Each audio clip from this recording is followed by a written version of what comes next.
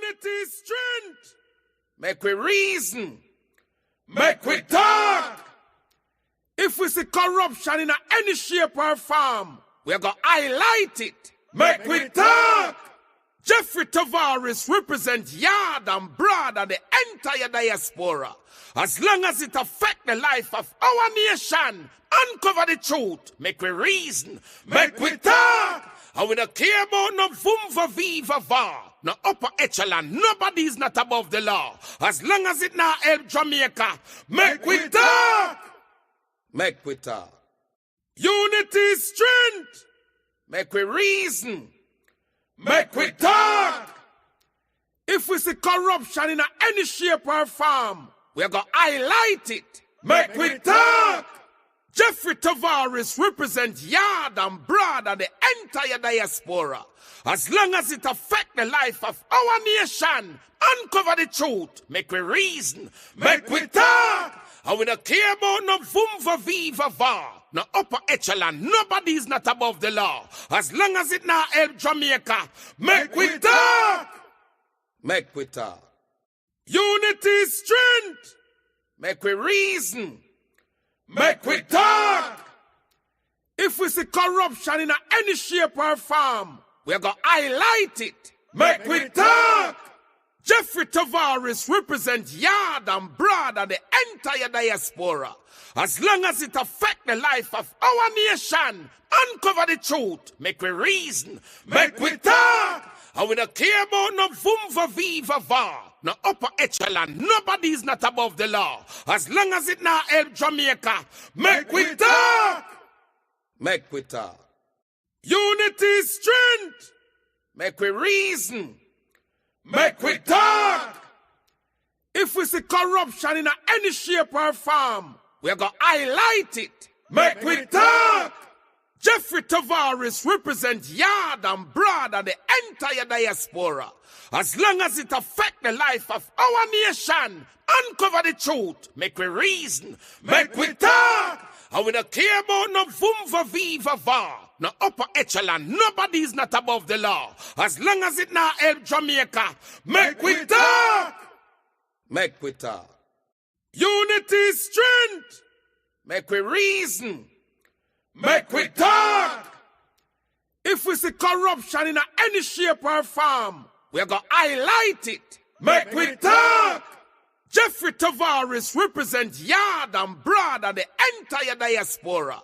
As long as it affects the life of our nation, uncover the truth. Make we reason. Make we talk. And we don't care about no vumva viva va. No upper echelon. Nobody is not above the law. As long as it not help Jamaica. Make we talk. Make we talk. Unity is strength. Make we reason. Make we talk.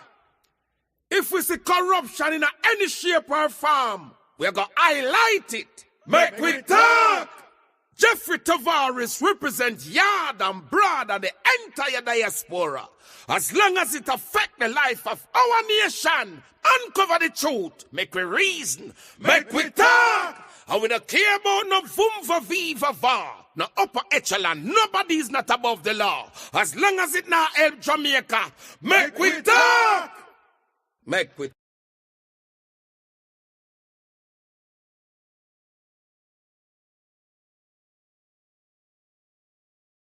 The One Jamaica Legal Defense Foundation and its global supporters cordially invite Jamaicans ayard and abroad to its inaugural reconnection on June 21st, 2025 at the Ranny Williams Entertainment Center in Kingston, Jamaica. Bring your entire family for a day of food, fun, entertainment, and information. Get an understanding of the Constitution and the skills necessary to exercise your rights and your civic responsibilities as Jamaican citizens. You can't afford to miss this inaugural Reconnection Rally, June 21st in Kingston. Tune in for further information and updates to Reason with Radigan on YouTube and reggaeglobalradio.com, Saturdays at 3 p.m. New York time and at 2 p.m. in Jamaica.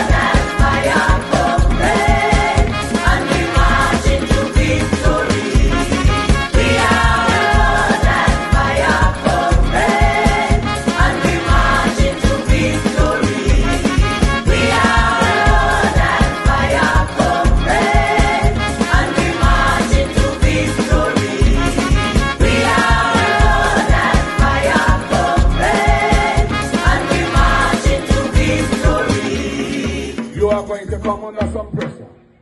You're going to hear all kinds of propaganda.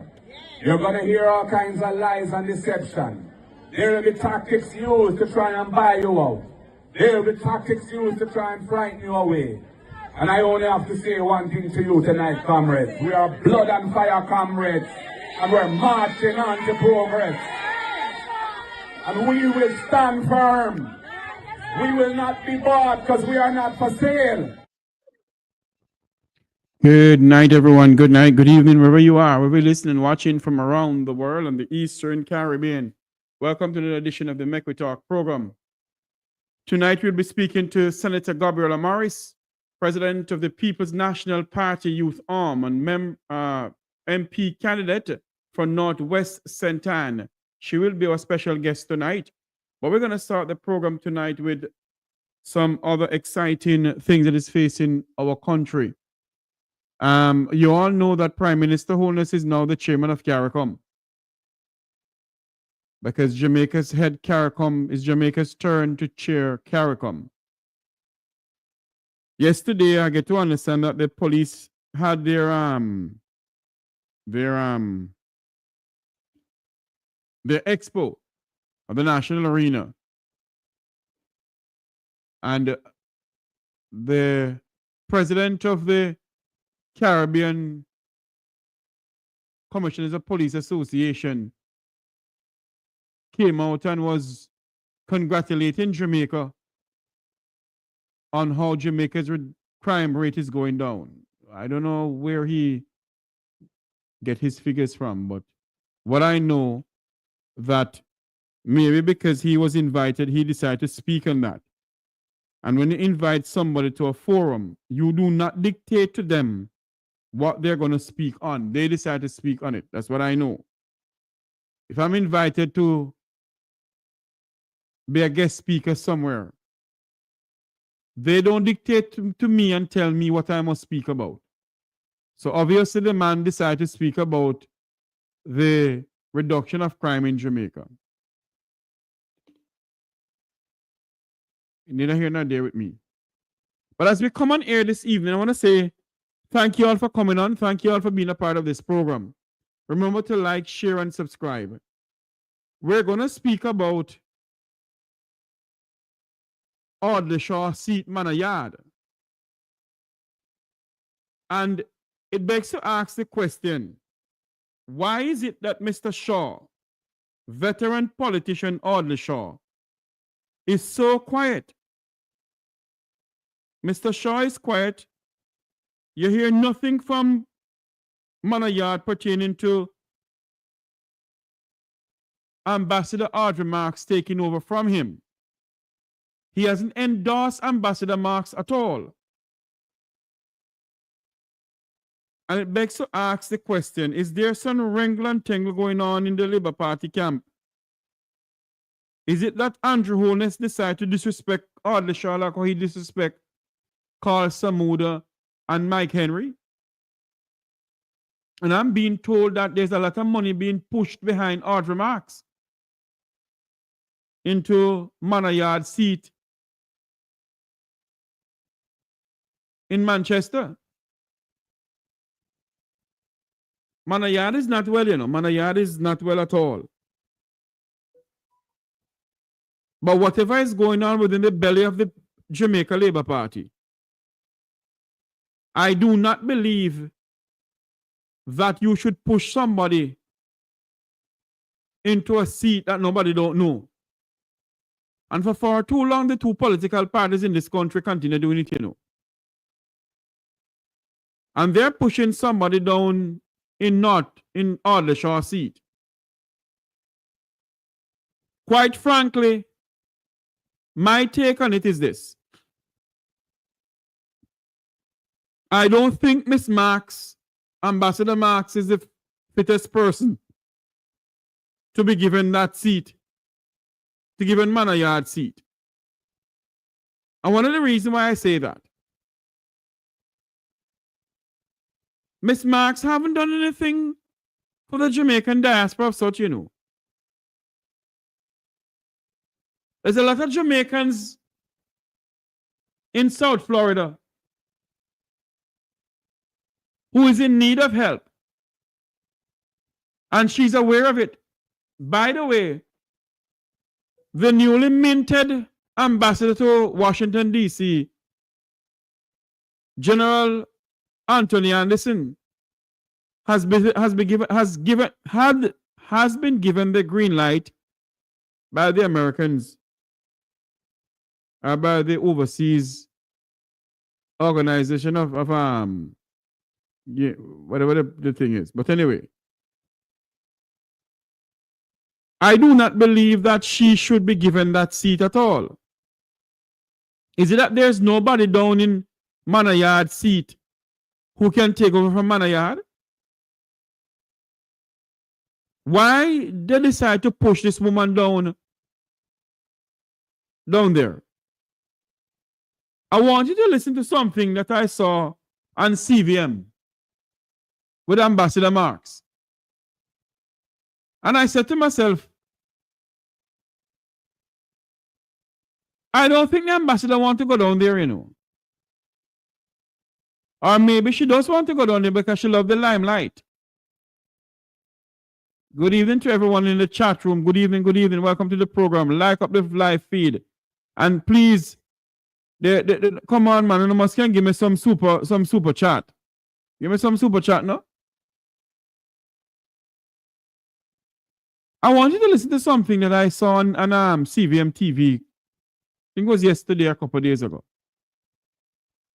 With the former Jamaican ambassador, now newly minted person to take over from veteran politician Audley Shaw in Manchester.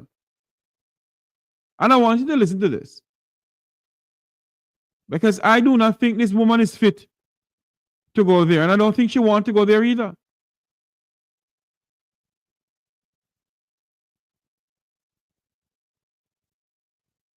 I want you to listen to something here. Hold on there for me. I think I did something wrong here. Hold on there for me. But I want you to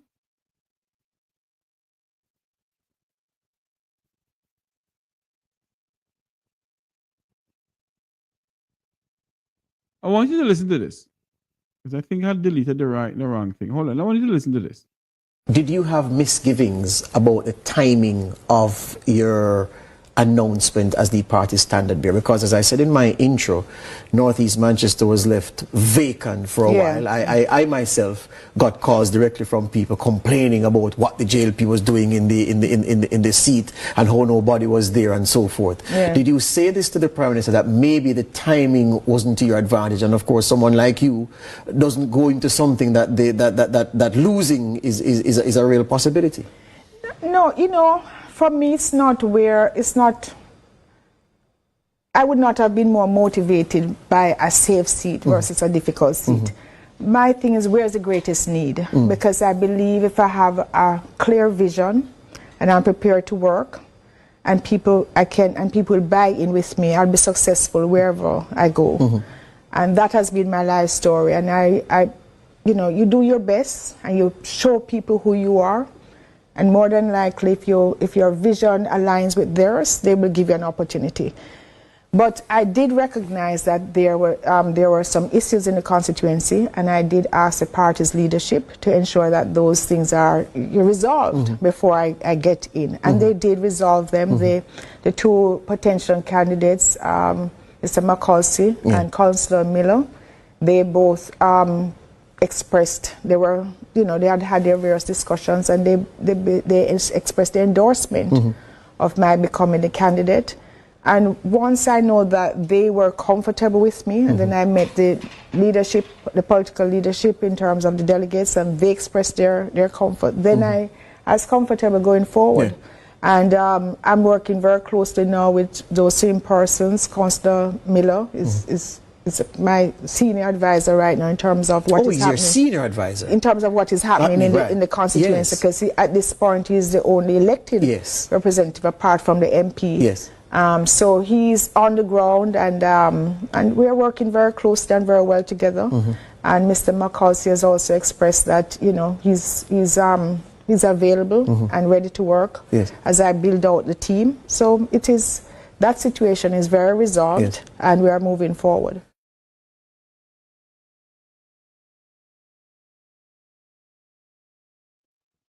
Do you realize that Ambassador Marks hasn't called Aldershaw by name? Do you realize that Ambassador Marks hasn't mentioned that Manor Yard Shaw gave her the nod?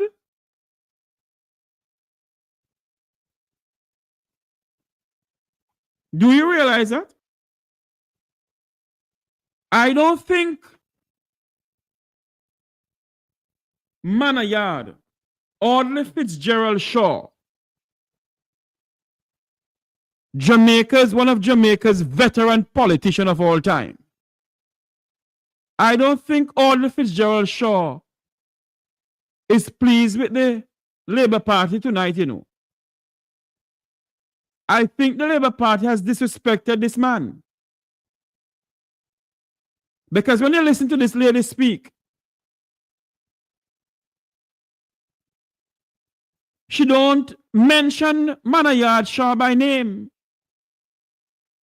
And Manor Yard is very silent. You don't hear nothing from Manor Yard pertaining to her or his endorsement of her. And quite frankly, I don't think Ambassador Marks should be going to Aldershaw seat. There is people who is fit enough. And that is why, you know, that is why you say politics is something else in this country, you know. The level of politics in this country is something else, you know. They disrespect people left, right, and center. You're telling me that the person that Manor Yard may have been grooming for many years to take over from him, the Prime Minister of this country and the General Secretary of the Labour Party, don't believe that person is fit to take over from Aldershaw? You listen to this lady speak, you know. Listen to her. She hasn't mentioned Aldershaw's name. Did you have misgivings about the timing of your announcement as the party standard bearer? Because as I said in my intro, Northeast Manchester was left vacant for a while. I myself got calls directly from people complaining about what the JLP was doing in the seat and how nobody was there and so forth. Yeah. Did you say this to the Prime Minister that maybe the timing wasn't to your advantage, and of course someone like you doesn't go into something that losing is a real possibility? No, you know, for me, I would not have been more motivated by a safe seat versus a difficult seat. My thing is, where's the greatest need? Because I believe if I have a clear vision and I'm prepared to work and people buy in with me, I'll be successful wherever I go. And that has been my life story. And I you know, you do your best and you show people who you are. And more than likely, if your vision aligns with theirs, they will give you an opportunity. But I did recognize that there were some issues in the constituency, and I did ask the party's leadership to ensure that those things are resolved before I get in. And they did resolve them. The two potential candidates, Mr. McCulsey and Councillor Miller, they both expressed, they had their various discussions, and they expressed their endorsement of my becoming the candidate. And once I know that they were comfortable with me, and then I met the leadership, the political leadership in terms of the delegates, and they expressed their comfort, then I was comfortable going forward. And I'm working very closely now with those same persons. Councillor Miller is my senior advisor right now in terms of what is happening. Oh, he's your senior advisor? In terms of what is happening in the constituency, because at this point he's the only elected representative apart from the MP. Yes. So he's on the ground, and we're working very closely and very well together. And Mr. He hasn't mentioned Aldershaw's name. My good friend, welcome to the program. Good night. Hold on there. What's happening here? We're not hearing you. Hold on there for me. Go ahead. Yeah. Yes, sir. Yes. Talking with me now? Yes, go ahead. Yeah, man. I think Audrey allow herself to be destroyed by the Jamaica Labour Party. Based on the recent, well, let's look over here, no? Since the local government election, check the count coming out of Northeast Manchester. If it was a general election, I would have lost that seat. Yes. Right? The one person who hung on, the one councillor that hung on in that era, they push him out. But they use him enough. Isn't the same person who stick with all the short through thick and thin? That's my understanding. That's my understanding. And he's been pushed out. And based on the count in the local government election, there is nothing that the Jamaica Labour Party has done to turn those people around back to the JLP. It's just not there. So Audrey Marks, allow herself to be destroyed. She cannot win that seat. And things are only getting worse. So she just mash up herself. She have no chance. Absolutely no chance. Valwint is going to be the victor. Yes. In that seat. Yeah. There's no chance for Audrey Marks. But when you look at this, my good friend, when you look at this, sir, you don't hear nothing from Manayard endorsing Ambassador Marks. All right. Well, my uncle-in-law, I grew up with, he used to use a term. He says, secret in a mentor. You have to learn to dance it. And from Adlisha, so silent, you don't know it already. Them want force from people. And these politicians must understand the things not go so. Because even my party do some right too, but they prove to be right till now. Let me ask you a question. You understand? Let me ask you a question though.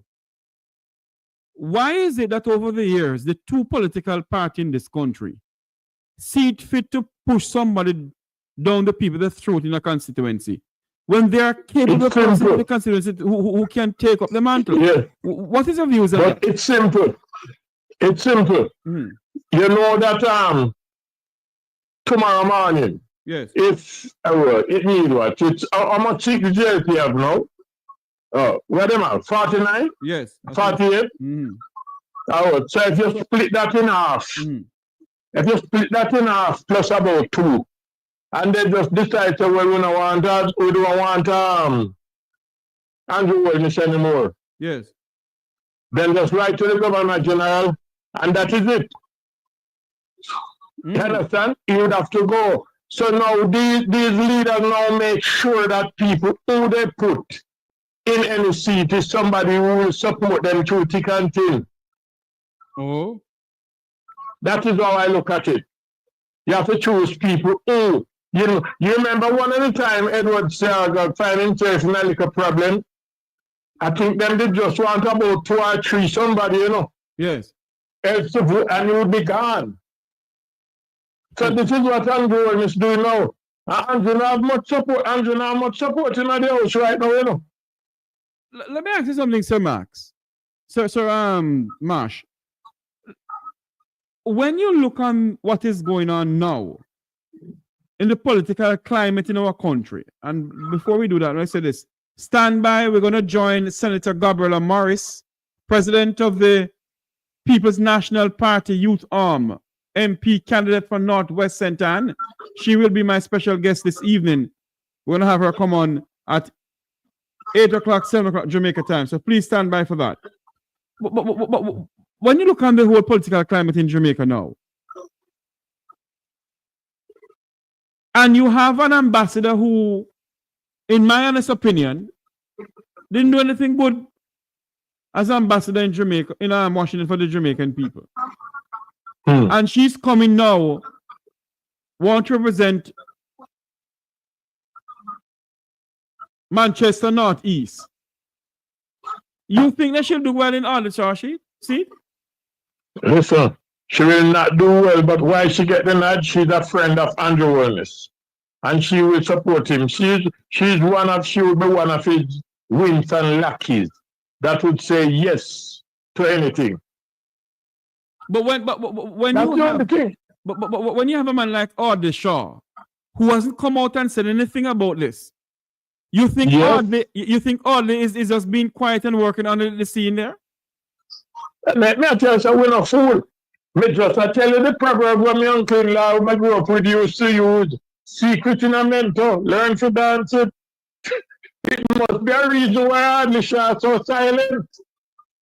And then they use the councillor, the one councillor what was vying for that seat.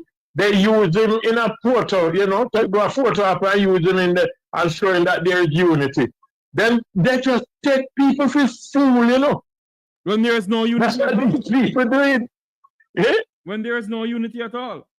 There is no unity, and that seat is gone. Manchester is the PNP is full of in Manchester, Yes. Yes, it's full of in Manchester, so Audley Marks are gone. The only thing is that they might still use her in the Senate. Because I hear say misbehave like the next 2 half-wits. Oh, you mean Idiot Amin? Idiot Amin and the next one we call Fitzhenry. You mean Psyche and Prim? Yeah, Are the two stooges Curly, Larry, and Moe? Oh my God. You know what I mean, man? They know that they're gone, but Audley Marks should do better. Then again, she wanted to go so. Because I think nobody forced her hand. She wanted to go so. But before I go, Jeffrey, because the question I want to ask you, did anybody ask the police how they get the man photo? That's a very good question. And the man said the same one they have in the passport. How they get it? I am being told that they got it from the passport office. I don't know. That's unconfirmed report to me. That they got it from the passport office. And if that is so, that's illegal. The only person who That's illegal as far to what I know. The only person who can allow that to happen is a judge. Exactly. So they would have to tell me that a judge give an order that they can do that. If nothing like that happens, head's supposed to roll. What to the main person, to the communication people for the Jamaica constabulary force should answer some question. That is the special constable where this special the district constable will just make a quantum leap to senior superintendent. And then Stephanie Lindsay, they should answer some question. If not, they should be fired. You don't even ask them to resign. They should be fired because that is illegal. Right? Suppose police didn't meet that man out the road now. Because they wanted. You know what them kill him and then you hear said there was a confrontation. The man who is a person of interest. And there was a confrontation between him and the police. Because it's a new thing now, Yeah, because it's a new argument now. Because the Prime Minister tell them, say, is either you meet a judge or you make a. So the police them decide, say, okay, we're gonna shoot. We're gonna shoot now and ask question after. Lord, Jesus have mercy. You see, this is very, very serious. And the Commissioner of Police should talk, the Minister of National Security should talk, and the Prime Minister should talk. It's through the niche business that they do these things. And another thing again, journalists them not asking the question. I heard them really crooks today talking with one of the police about the issue and them not ask that question. I don't hear Dan Jackson Miller ask that question. We know the nation why them not go ask it. We know they won't ask it. Because they are not really journalists, they are GLP activists. But we need journalists to ask question, how you get the man picture? And the man said that is a picture that is in his passport. Anybody go to his home, can his mother or his relatives confirm that the police come to his home and ask them to give them his passport? I don't hear that happen. How they get the man passport picture? But Samash, no police have the authority to come to your house and ask for your passport. As far as I know. They have to be given a court order. They can, well, if they come and ask for identification, then we can give it to them. We know it has to come from the judge. So some illegal thing take place in this country. Too much. And we sit down in this country and accept it because, you know, a lot of Jamaicans are saying to themselves, you know, Samash, that it doesn't concern them because the person is related to them. But for far too long, this Andrew Holness-led government administration has been infringing on the fundamental rights of the Jamaican people for far too long.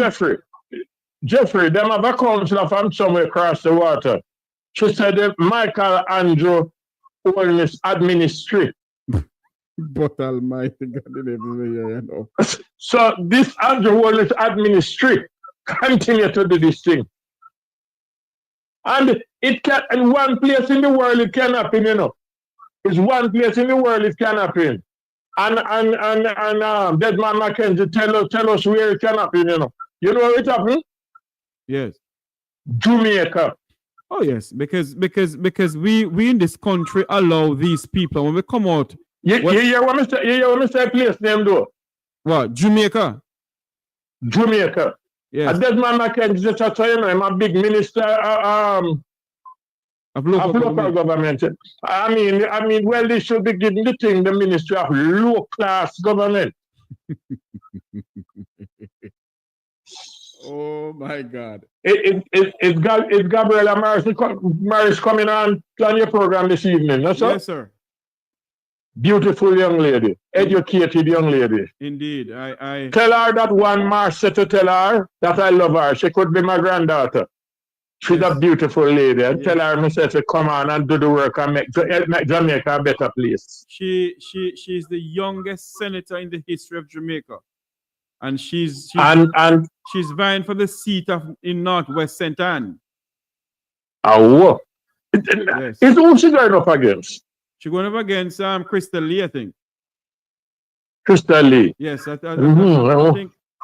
think she's gonna get Crystal Lee a backside in doing it. Just like how I think Mayor Norman Scotty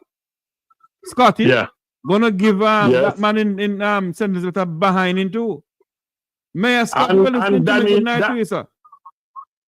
Danishka, you know, yes, Danishka, that young girl, you know. Yes, Danishka, listen to me. When I saw the crowd that Danishka Williams draw in St. Anne the other day, the only person who I've seen draw that crowd was Portia Simpson Miller. Yes. Although from back then, crowd do not win election, you know. You have to go out and vote. Crowd no win. It's vote win. Yes. It's vote win. But when you look, sometimes the crowd send a message, you know, because yesterday, the Prime Minister and the dentist one from St. Thomas, Michelle, them passed through Vicar and over whatever them call them house there. You realize nobody then compare the people them in the mind.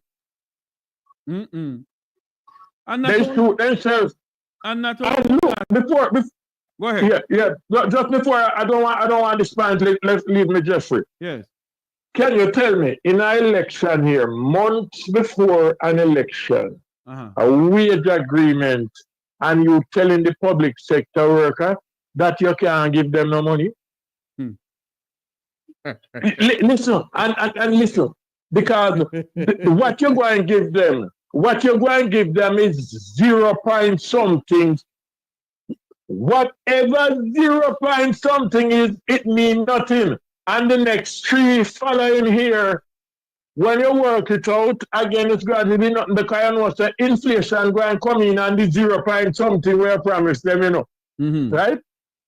And with what taking place between Israel and Iran, we soon start feel the effect of it, you know. Yeah, because right? The Middle East is the largest supplier of oil around the globe. And if this thing continue, and if America gets involved in it, listen to me, we better pray that World War III don't start, you know. Well, that's right. Look on them nuclear thing, what them have. I wonder if the wind going to blow to this direction. Of course, it's not blow to this direction. Some of them not dead like a dog. We are in for some problem, big problem. But So you know, right now, I consider the JLP and Faber Williams. I don't know if this is a word that exists, but I see them as a zeroologists. Because when somebody can work out your salary to nothing, because zero is nothing, you know. yes. Right? Nothing So from nothing, these nothing. set of people are zeroologists. Mm-hmm. God help us, Jeffrey. But you know something, Samash? If these bishops and pastors will start read the book of Revelation and preach Revelation to the people and start preaching prosperity, then the people would understand that the revelation of God is near. Well, look here, Jeffrey, in addition to what you said, if these pastors and priests stop misquote the book of Malachi and taking people tithes and offering and don't care what happened to them, because them are collect the tithes and offering, them no business is what happened, them no business that's the suffering what the people are going through, and they misquote it. Hold on for me, Samash. Let's go back to Manayard Audley Shaw. I sit here, and you know, although Audley is sick, he's not well, and I'm not here to broadcast Mr. Shaw thing anyhow, but it's in the news. He's not well. No. Yes. You don't think it is very embarrassing, but very disrespectful, rather, of how the Labour Party is treating Audley Shaw? Well, did you think they treat Carl Samuda any better? No, Mike Henry. Mike Henry, you think they treat them any better? So and to the workers of the party, and the Jamaican people, you tell me who them treat better? And no, that they're drawing this, but hey, Marshy, I get to understand, you know, they're pumping some money behind Ambassador Marks doing, you know.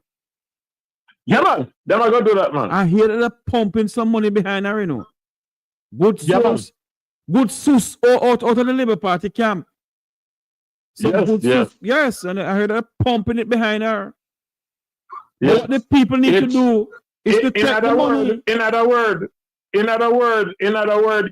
though it will be a general election, it is also a by-election. Yes. This time it's BUI. What the people need to do, you know, if they're giving them the money, take the money.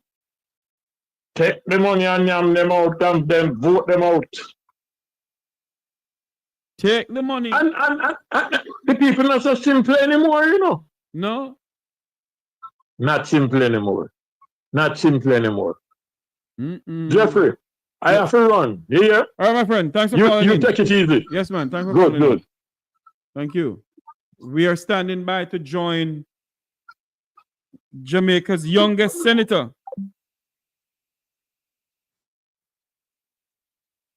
Jamaica's youngest senator of all time, Senator Gabriela Morris. She is the president of the People's National Party Youth Arm, PNP candidate for Northwest St. Ann. As soon as, she's on, I hope she can come on camera with us. Let's hope she can come on camera with us. We're going to see that. But as soon as we get her on, it's now 7, it's 7, 2 minutes after 7 o'clock. It's 2 minutes after 8 o'clock here. Oh, Lord, let's put her on. Let's take off this thing here and bring her on. Let me take off this banner here and bring on my good friend, Senator Gabriela Morris, who is, there she is. Senator, unmute your mic. All right, we should be good now. Yes. Hi, Jeffrey. How are you? Good evening. I am doing good. How are you doing? I am wonderful. Hold on a minute. Let's put up this thing right here that I can get you to the here we go. This needs to come off of here. Yes. How is your day so far, Senator? I know you're working hard. Today was good, you know. We have to be working hard because, you know, it is a must that this seat is in the winning column for the PNP. Yes. I want you to tell me some more about what you're doing up there now. To all our listeners, I know you all know Gabby because she was on Partner Draw TV last night. The whole group, when I listen to me. I listened to some people on Partner Draw TV last night. Hey, Andre, something else doing. When you listen to Peter Gay and what's that, Miss Brown? What's her name again? Shamil. Yes. You all are some dynamic young people. And that's what we need to drive Jamaica forward. Jeffrey, I can't say how proud I am of not just my GenSec and my VP, who I'm very proud of, but the members of the PNPYO, because, when you hear the song, We Are Blood and Fire Comrades, they epitomize that. They are excited, and right across the country, they are out there, they're doing their part to assist the PNP in securing a victory. And also, engaging young people, which is an important part of what we do, because we find that with the apathy right now and, the general mindset of young people to politics and to our country, we have to do a lot to engage them and to get them to understand the importance of their participation, in politics and governance. So I'm very proud of the PNPYO, 4 years as president, and I can truly say that I've seen many of the young people grow and become, powerful figures in the party, and I just look forward to more growth and contribution from the young people. Senator, when we listen to you speak in the Senate, and I keep on saying this to you, that I personally am very proud of you. Very, very, very proud of you. I am proud to call you a friend. I'm proud to tell anybody, listen to Gabby. And when I listen to you in the parliament and see you, let me show you something here, because I went and did some little research. I hope I have the thing here. When I see you going around St. Anne, and I see you with these young babies,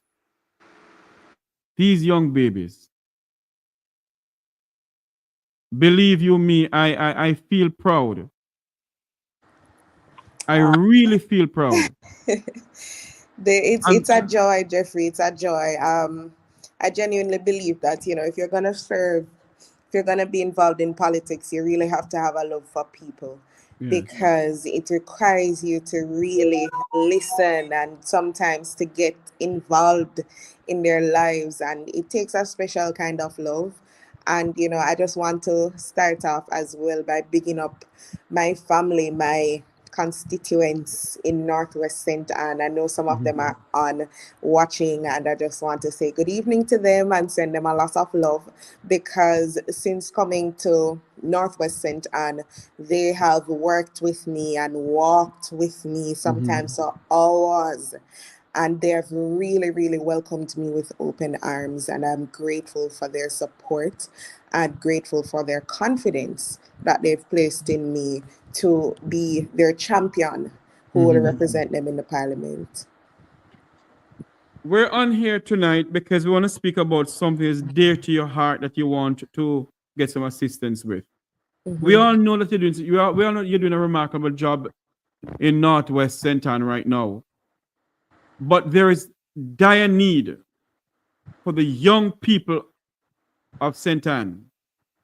Need of laptop, other resources, and so forth.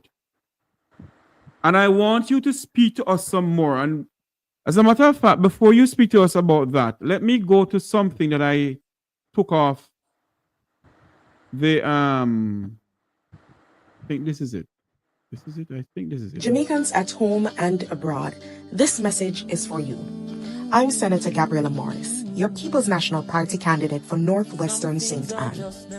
I'm running because I believe in a brighter future, one where our young people are empowered, our communities are uplifted, and real lasting change reaches every corner of this country.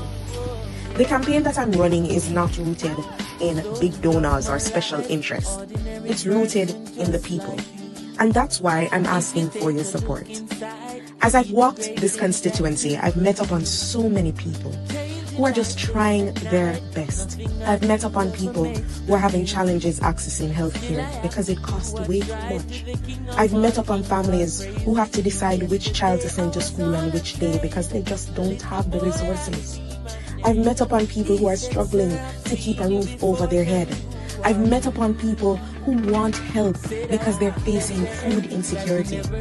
And so I decided to start this GoFundMe because I believe that each one can reach one. No contribution is too small. Every single dollar goes towards building a better Northwest St. Anne and a stronger Jamaica. So I invite you to contribute, to join this movement for progress, to support the vision, to support the mission, as we bring change and upliftment to people who need it the most. Tell me some more about this now, Senator. Let us speak about this. And people in the chat room, let me say something to you. One of the reasons why we're going to do this tonight, there is a passion that Senator has that go beyond man understanding. And I want you all tonight, when she speak about it, to go over there and donate. It's for the children of Jamaica. It's not going to Gabriela pocket. So the children of Jamaica. Because she made a promise. She made a promise to a school in St. Anne. And she went back and gave them this. And I promised to donate some tablets to the school. So I came back this morning because I believe in fulfilling my promises. So promise made, promise kept. My team and I were here this morning and we just want to hand over the tablets to the school, and I really hope that they will be to the benefit of you, the students, and to the wider school community as well. So thank you again for having me, and I hope you will enjoy and benefit from these. All right? Talk to me, Senator Morris. So, Jeffrey, one of the important areas that I've chosen to prioritize in Northwest St. Anne is education and opportunity. Because as I walk, one of the major cries I hear from young folks, more matured folks, we want something for our children, for our grandchildren. We want education. We want upliftment. We want jobs. And so one of the things that I have committed to doing, even before I get into office, is ensuring that I support our young people. Now, when I just came into the seat, one of the first things I started off with was a back to school medical, ensuring that our children, got their checkups and they were ready and ready to go back to school. We also did back to school, and, we gave out bags and books, and that was from contribution, generous donations from persons within the seat, within the community, and persons in the diaspora. And so I want to thank all the persons that have contributed so far.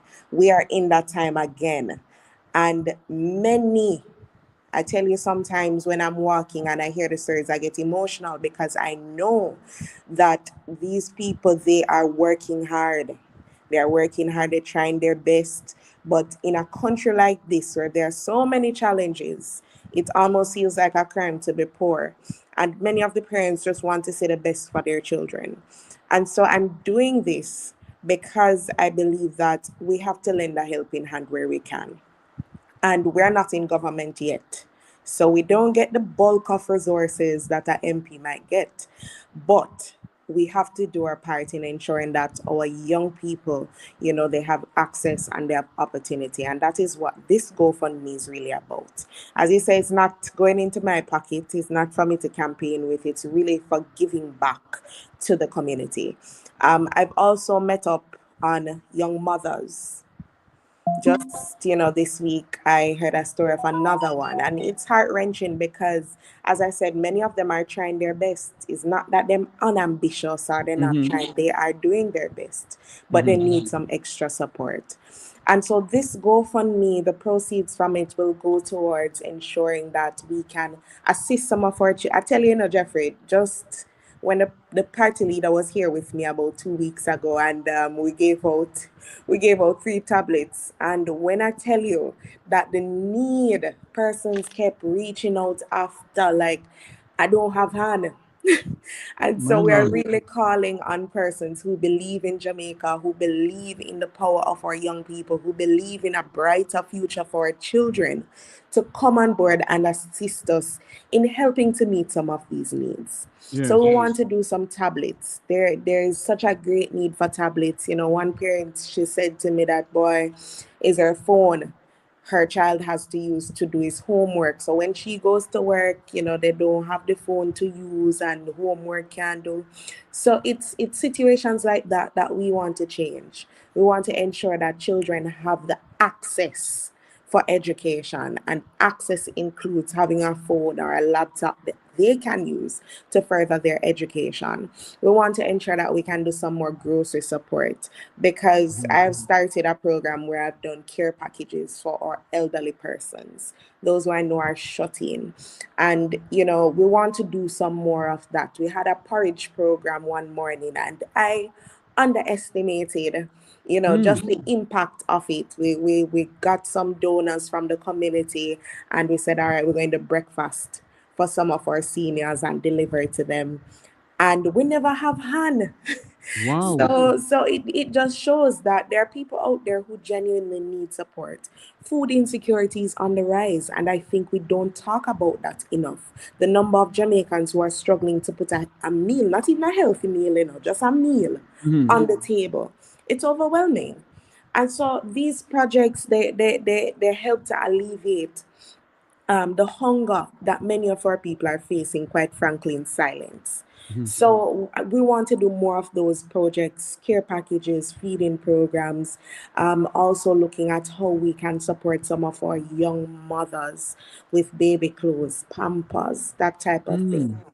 So we're calling on, as I said, those who love Jamaica, those who believe in the power of community, each one reaching one, to come on board and contribute to this GoFundMe. Nothing is too small. You understand? It all adds up, and it all goes back into the community to help to make lives better. One of the things we want to get to in the community as well is looking at how we can uplift, how we can empower persons to do and be something for themselves. You know, I don't want it to be that every time them have to come to MP. There was a Yes. young lady that came to me one day, and she said that she does chicken. She raised chicken, Mm-hmm. and she wanted some assistance to, you know, buttress her business.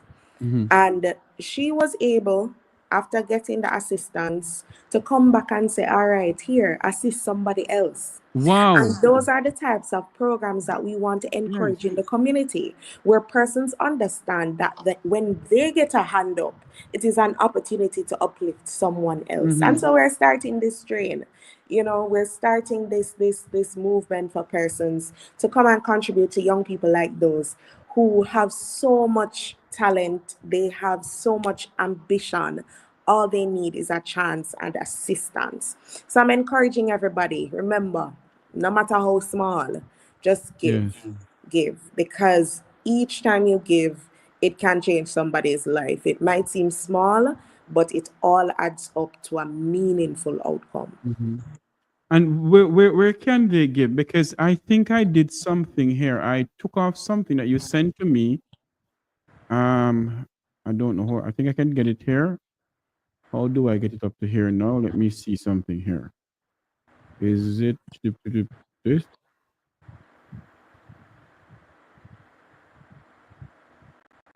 Is this it?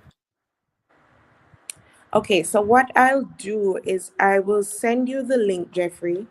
So Please. our GoFundMe.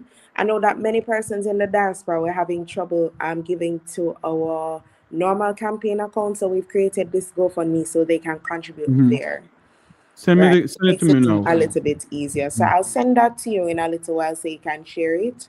Yes. Yeah, so we ask persons to donate through that platform. If Mm-hmm. persons are in Jamaica and they also wish to contribute, we also have a local account that they can also use to make their contribution. You have that with you now? Not on hand because I'm using my phone, but I can send it to you so you All right, can do me a check favor. I don't want them to lose focus of it.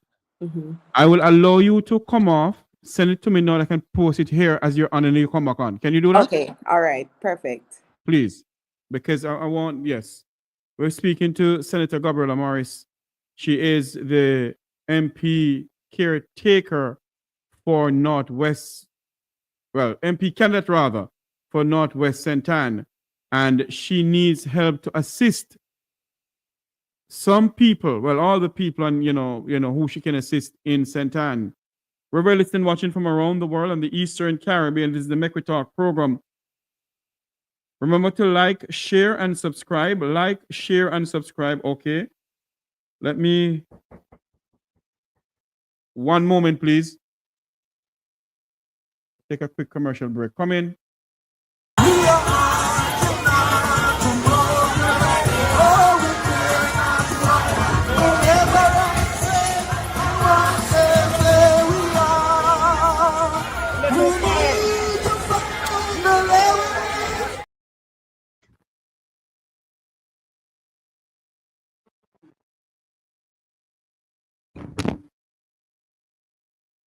Sorry about that. Sorry about that. We're back up. Let me get this up to. Sorry about that. Let me get this. I got it from you. Let me get this to my email now. Okay. One moment, please.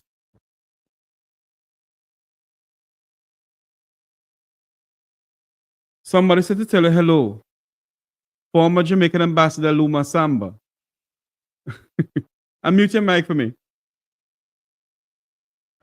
Oh, okay. Hi, Comrade Samba. Blessings to you. Talk to us some more about this Senator. Meanwhile, I send this to myself, please. Yes. So as I said, just talking about agriculture in a little bit more. What we want to do, 50% of Northwest St. Anne relies on agriculture. The PNP has been championing the tech advancement in agriculture, and that's something that I want to see in Northwest St. Anne, us introducing and supporting our farmers, especially our young ones, because we find that there are many young people who they want opportunity, but many of them were taught from early, Jeffrey, that farming is Yes. for poor people, farming is dirty business. But we need to encourage our young people to see farming as a lucrative activity, an activity Indeed. that can account for them earning for themselves and them also contributing to the country. And so from high school, one of the things that I want to encourage is us transmitting this message to our young people that getting involved in agriculture is good business. It is good business.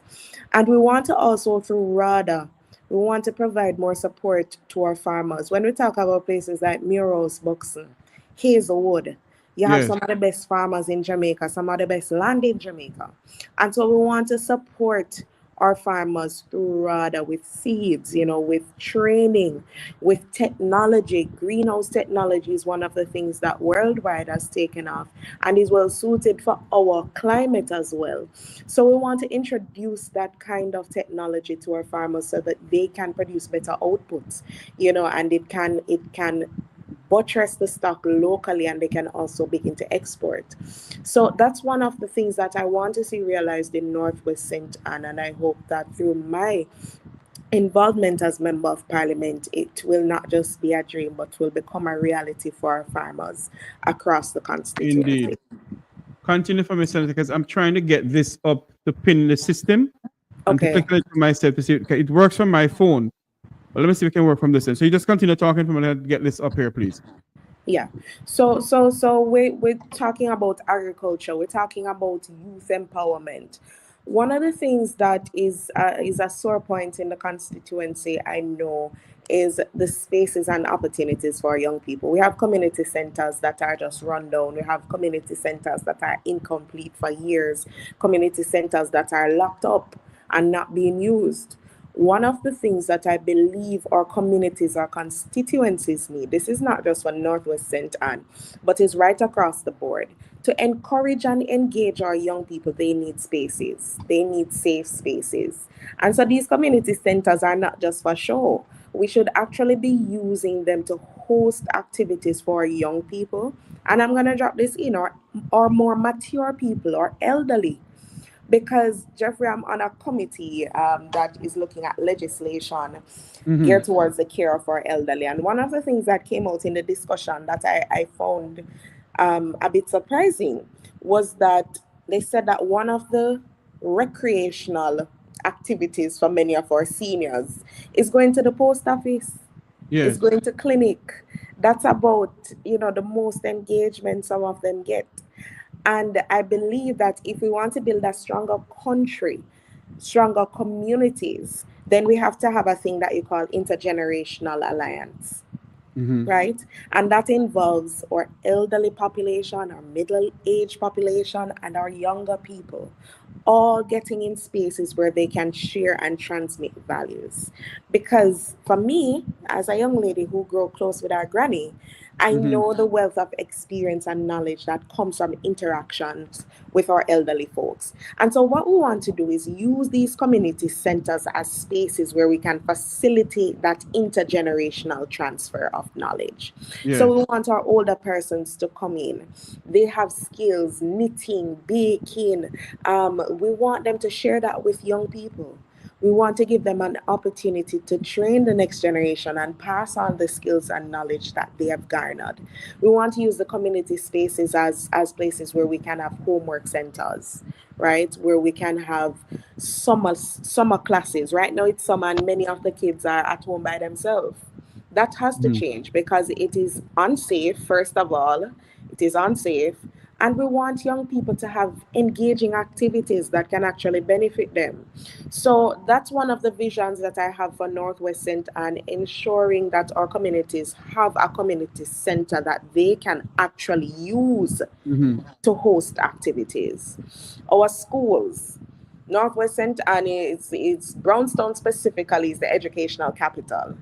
And we have so many schools there. What we want to do is ensure that our schools are fitted for the kind of education that the 21st century demands. One of the things that the PNP has been championing is that every school will have a skill training lab. And we have to ensure that our young people are given the skills not to operate in a 21st century context. We know that there are jobs of the past that will not be jobs in 2026 or 2027. So we have to start preparing our young people for the future. AI, when we look at financial literacy, even as a topic, we have to start imparting those skills to our young people to prepare them. And so we want to ensure that our schools are well fitted to transmit the knowledge and skills that our young people will need. Our schools as well have to be hubs for not just education in the day, but after school activities. There's a program that I've dubbed ACE, Adult Continuing Education, where in the evenings, we want to transform our schools as hubs for persons to have reading classes, right? We want to transform our schools into hubs where persons can come and do skill training. I want you to hold a while for me there, Senator. For those who are just joining us, I pin it in my chat. Go to the GoFundMe. Tell us about the GoFundMe, Senator. Tell us about the GoFundMe, the name of the GoFundMe. Tell us about the GoFundMe. So the GoFundMe is titled Fuel Change in Northwest St. Anne, because that's what we believe your donation will do. It will help to change lives and situations and really help out persons across the constituency. So it's there. You can donate any amount, I believe. Right? The process is pretty smooth. So we invite you to just click the link and you can donate from there. Right. And if you're in Jamaica and you want to donate, it's Gabriela Morris, Bank JMMB, Knutsford account. So the name on the account is Friends of Northwest St. Anne. Okay. Yes. Sorry. Okay, go ahead. Oh, see there. Yes. Right. The name of the account, right, is Friends of Northwest St. Anne. Jamaican account, a number 00 0300-234973. For those in the United States, you can go to the GoFundMe account, and it's Friends of Change. Senator, the Friends of what? And the GoFundMe and the GoFundMe, I believe, is titled Fueling Change in yes. Northwest St. Anne.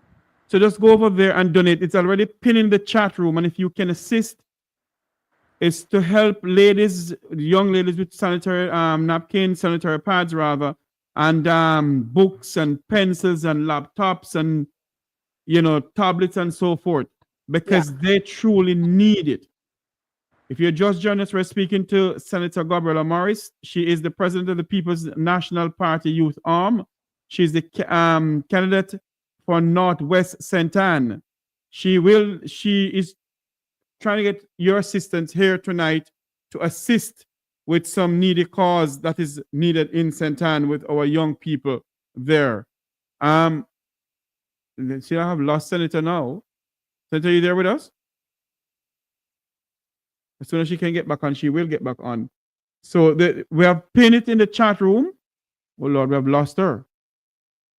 We have pinned it in the chat room so you can come on and see what you can do to assist with some books and pencils and so forth to assist.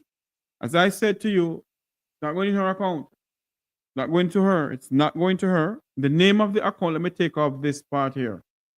The name of the account. I'm sorry, I'm having trouble. The name of the account on the account is Friends of Northwest St. Anne, the Jamaican account, and the number is 000-300-234973. That's the account number. Welcome back, Senator. Yeah, sorry about that. That's okay.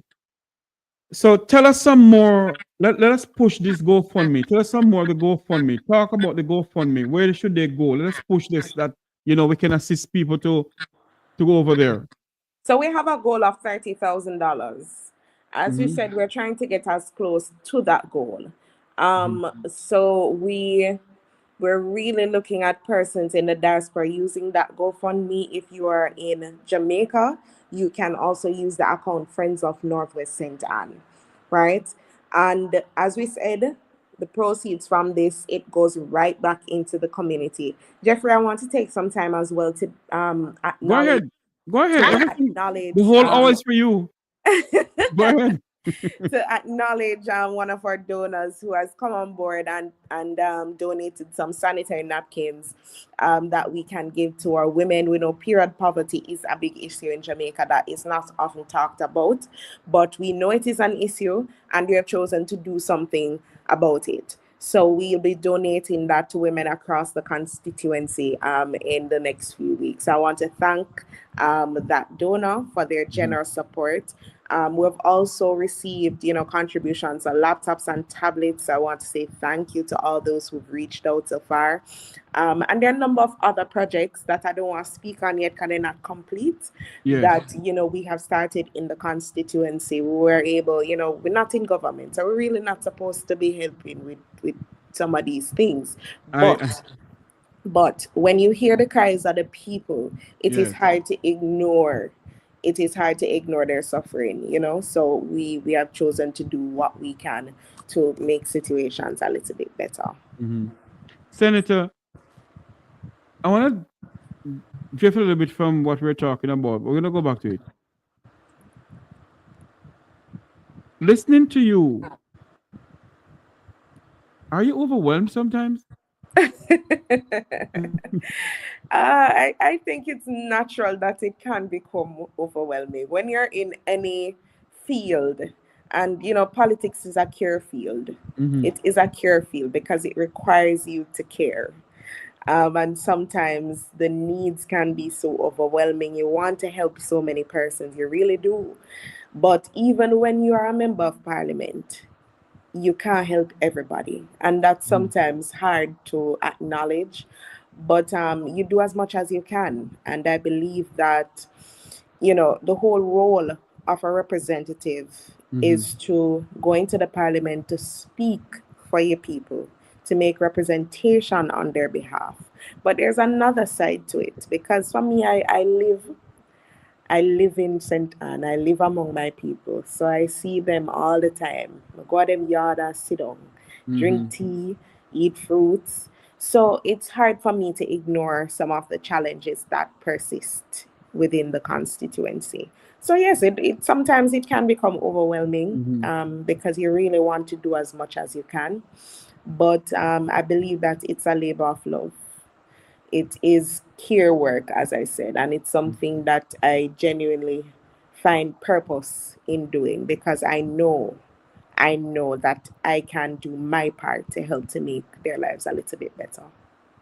When you speak about agriculture in St. Anne's, are you aware of some Moroccan fertilizer that came to Jamaica and disappeared like Sammy Mouth? Jeffrey, I never hear say fertilizer can spoil yet. I know me come hear this. What? But it just signals. It signals again. And I was just listening to Julian Robinson talking about the cost of corruption and why corruption should matter. Corruption matters, because when you have resources coming into the country that should be going back to the people, and instead it's being sold, the proceeds are being collected by persons who really don't need the support, it gives cause for concern. And it is unfortunate that that is the type of political climate that has been created in Jamaica. I believe that the leadership of the country has a lot to do with that. Them say when the head of the stream dirty, what? The rest side can't clean. And so it starts... I think you're saying it too mildly. Stream dirty. I pretty it up a little bit, Yes. but it is true. It is true. When leadership leaves a lot to be desired in terms of integrity, then the rest of the country tends to follow suit. And it is sad, I said it on Andre's program last night, that unequivocally, it is a shame and disgrace that our Prime Minister, after so many years, still cannot declare. I will always say it. And the other side has tried to pretty it up and find all sort of excuse and explanation. But I can't find an explanation that can hold up to scrutiny. Why? The leader of the opposition has the same statutory requirement. He has been able to declare. Why is the Prime Minister not? And what they're doing now is to have a person who, honestly, Senator Morris, I find this person to be despicable, distasteful, and should not sit in the Parliament of Jamaica. When you have a person like Everald Warmington going out there, spreading this false narrative, a man who was born in this country in 2025, we're spreading racism in this country. You see, it's the playbook. I said a few nights ago that they seem to be following the playbook of a leader up north. Yes. To create division, to separate, right? Because Mark Golding is Jamaican. There's no question around it. I don't understand why we're still having this or why they are still having this discussion, because it seems like they're in a bubble. It seems like they're hell-bent on dividing the people of this country. And I you see, as I said, when you have leaders like that, then the country also starts to follow their lead. And I've always been a champion. See, I remember since my first State of the Nation, I spoke about the values and attitudes campaign that we need to revive in this country. I think I've said it in every State of the Nation since then. Because I truly believe that as a country, if we want to grow, if we want to see our people advancing, then one of the common threads that goes through that is ethics, is morals, is values. Because that is how we're going to get our people to be productive citizens. And I think that the JLP has always been short-sighted in terms of that. And I believe deliberately so. Because when you have a lawless society, when you have a society that is clueless, they don't know their rights, they're not in tune with civics, then it's easier to control. And so for me, the next PNP government has chosen to focus on ethics, has chosen to focus on returning us to a state of morals and values. And I believe that that is one of the most powerful and transformational things that we can do, because it sets our next generation up for success. It sets them up to be citizens who understand their role in this country and are willing to contribute. Now, I believe that there are persons like the MP that you named, that the rhetoric that they're bringing now, it's irrelevant to most Jamaicans. And, you know, I believe that right now our politics has to focus on the future. It has to focus on where we are going. And the PNP has outlined a solid plan for where we want to take this country in terms of education, healthcare, housing. We're focusing on the things that matter most to people and the things that can lift up, yes, individuals, but can lift up our families, because we have to elevate our families in this country. When we talk about housing, Jeffrey, I think our housing plans are one of the most transformational set of plans that we have put forward. And I want to stick a pin into the word transformational, because the government has been campaigning that they have done so much, so much.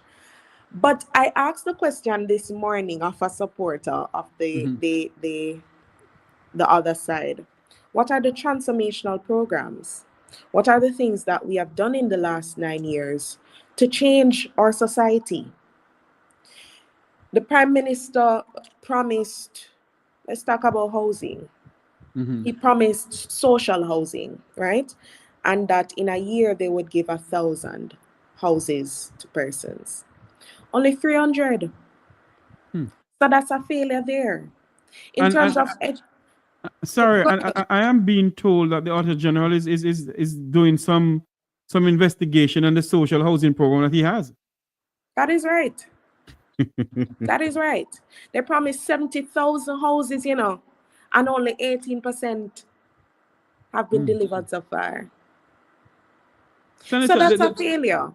If we go to education, Jeffrey, I see my colleague in the Senate. She has taken on this role, and it's almost as if every utterance that the minister has made, it shows that the previous minister was not in control. It's like the new minister shocked. She has said, boy, I really, this did a one. And so we see that our education system is not even close to where it should be. In terms of literacy and numeracy, we see Pembroke Hall the other day talking about the challenges that their students are facing with literacy. And it's not just Pembroke Hall. So we have to kind of take stock of where we are. The Spark program, the Reach program, yes, we're building roads, but we have to be doing that because the roads weren't being maintained. They removed the road maintenance fund. And so those things, I believe, are things that a government should do for the people. It's not money coming out of their pockets. It's taxpayers' money. You know, Senator, I've always said on this program that if a government can't provide healthcare, education, security, and jobs for its people, there is something fundamentally wrong with the governing of that country. Terribly, terribly wrong.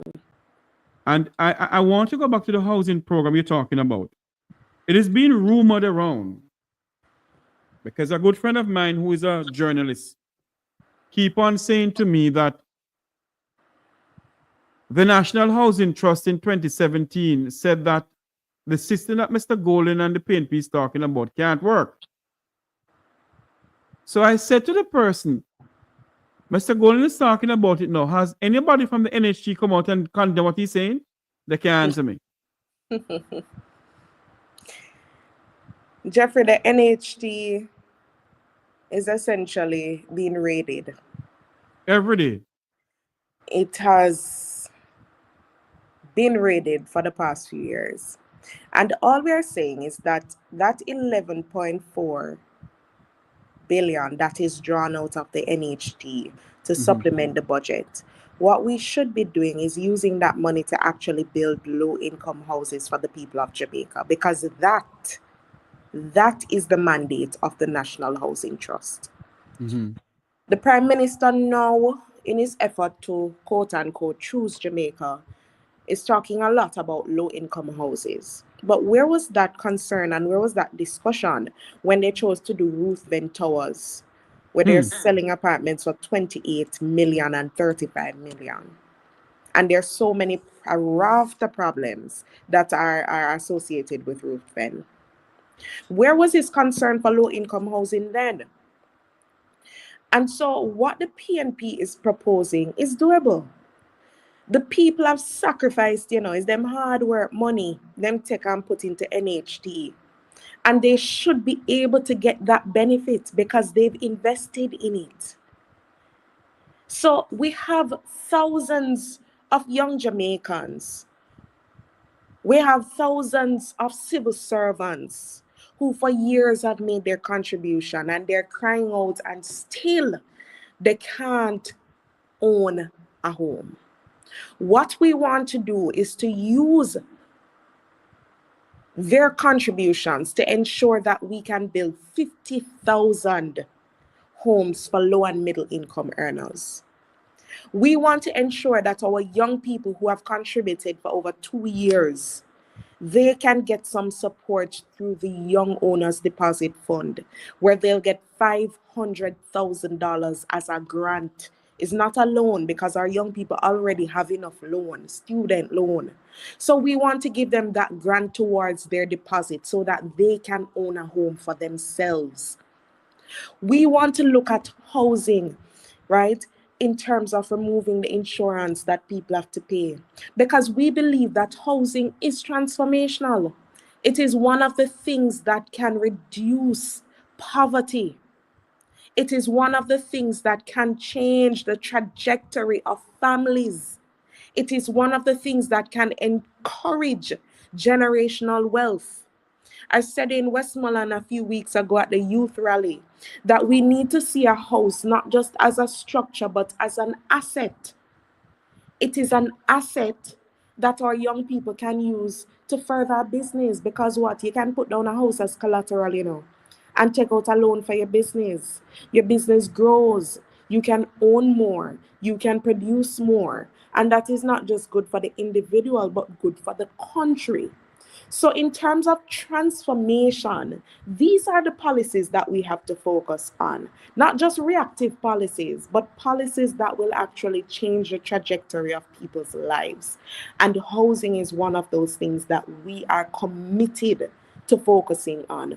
Operation Pride, that they have chosen to ridicule, it has provided housing for thousands of Jamaicans right here in Northwest St. Anne. In fact, we have Bel Air, we have Mount Edgecombe, that has allowed so many people to own their first home.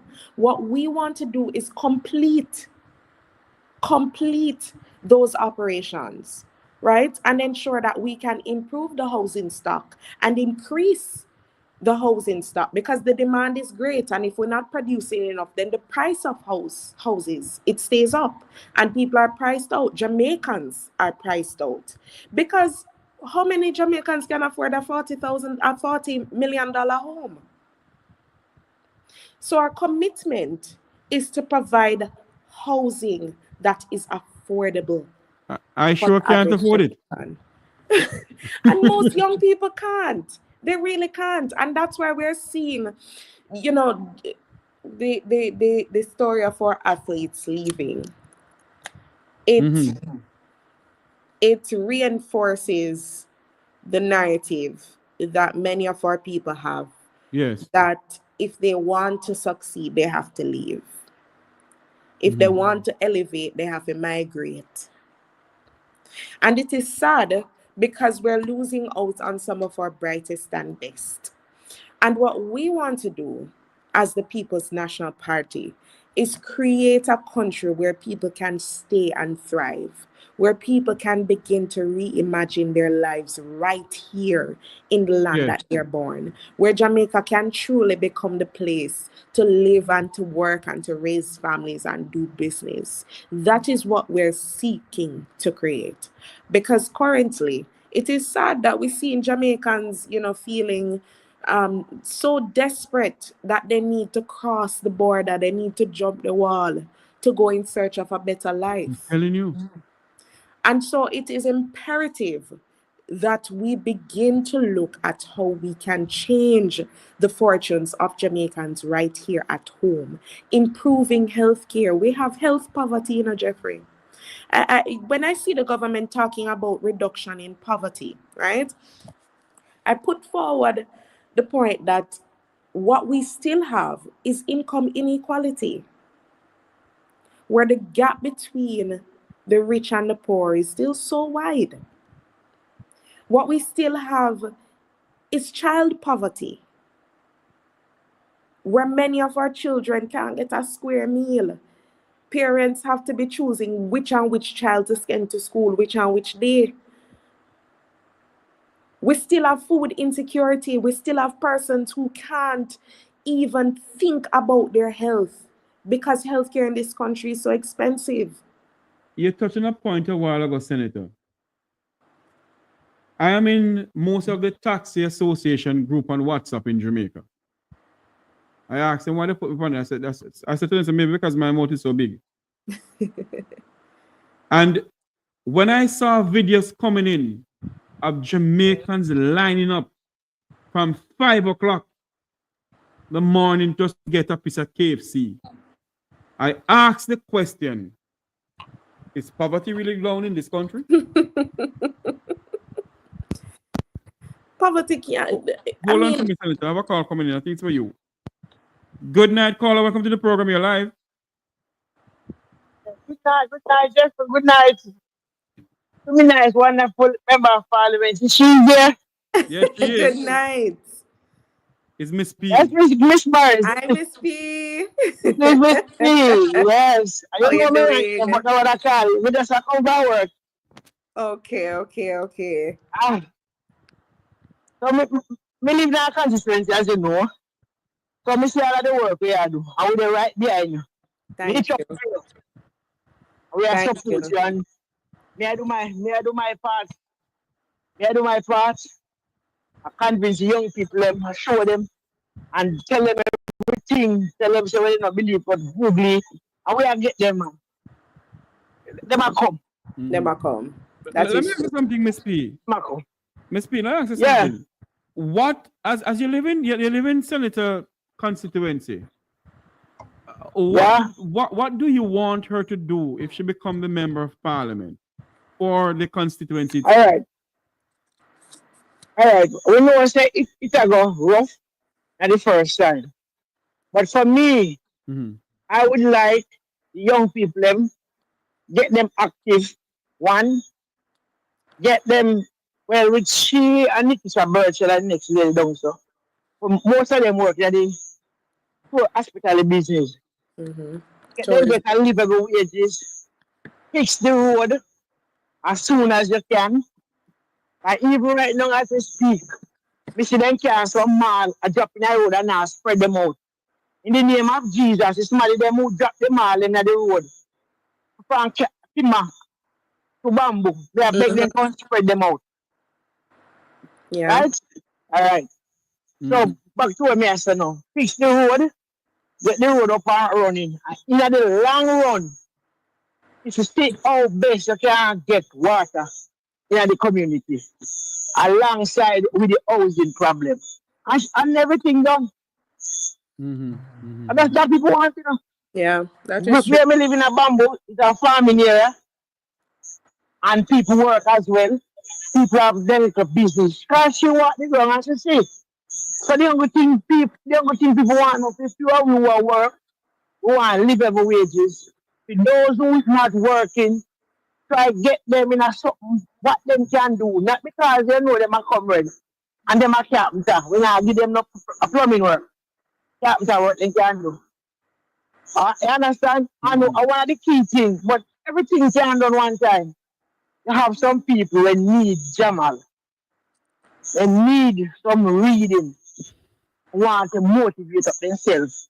And next thing, I remember Parliament, they say as soon as you come in, we are begging to organize some groups like what we used to have back then. Groups, and you as the member of Parliament, you will easier for you to work better through the group. Better. So when you farm out, like you said, bamboo up then group, Brownstone of a group, down the of a group, and we name the group and get the group registered, and then you know how to work through the group. Much easier for you. You understand? Definitely, All right, definitely, So definitely. that's all you want, Mr. Gabriela. I know, say, in the first 100 years, even the first year, it's not going to be easy. But we will wait. Yeah. If we are wait for 10, if we are suffer for 10 years, we can't suffer under for your hand to one in a year. Because change will come. Yes. Change is All right, coming. Miss B. That's Change it. is Calling coming. in. Yes, and I remember Jeffrey, I'll be at tomorrow. I'll be at the Ronnie Wheeler Entertainment Center. Yes. I'll see you there. Yes. Yes, it's swimming live and living talent. All right. All right. Okay, Yeah. Miss B. Thanks, Miss P. Thank Okay. you. All right. All right, Gabriel. Love you, Gabriel. Much love. Love you. Take care. Right. All right, Miss B. Senator, they're talking about this. Let me play it for you. This is what Miss B is talking about, that we're having the One Legal Jamaica Defense Foundation, headed by my good friend Wilfred Radigan. They're giving back to the community of Jamaica, to the country of Jamaica, and this is what they're going to have. The One Jamaica Legal Defense Foundation and its global supporters cordially invite Jamaicans abroad and abroad to its inaugural reconnection on June 21st, 2025 at the Ranny Williams Entertainment Center in Kingston, Jamaica. Bring your entire family for a day of food, fun, entertainment, and information. Get an understanding of the Constitution and the skills necessary to exercise your rights and your civic responsibilities as Jamaican citizens. You can't afford to miss this inaugural reconnection rally, June 21st in Kingston. Tune in for further information and updates to Reason with Radigan on YouTube and reggaeglobalradio.com, Saturdays at 3 p.m. New York time and at 2 p.m. in Jamaica. So that is what we have planned. We're going to give away books, pencils. I think I have some laptops to give away too.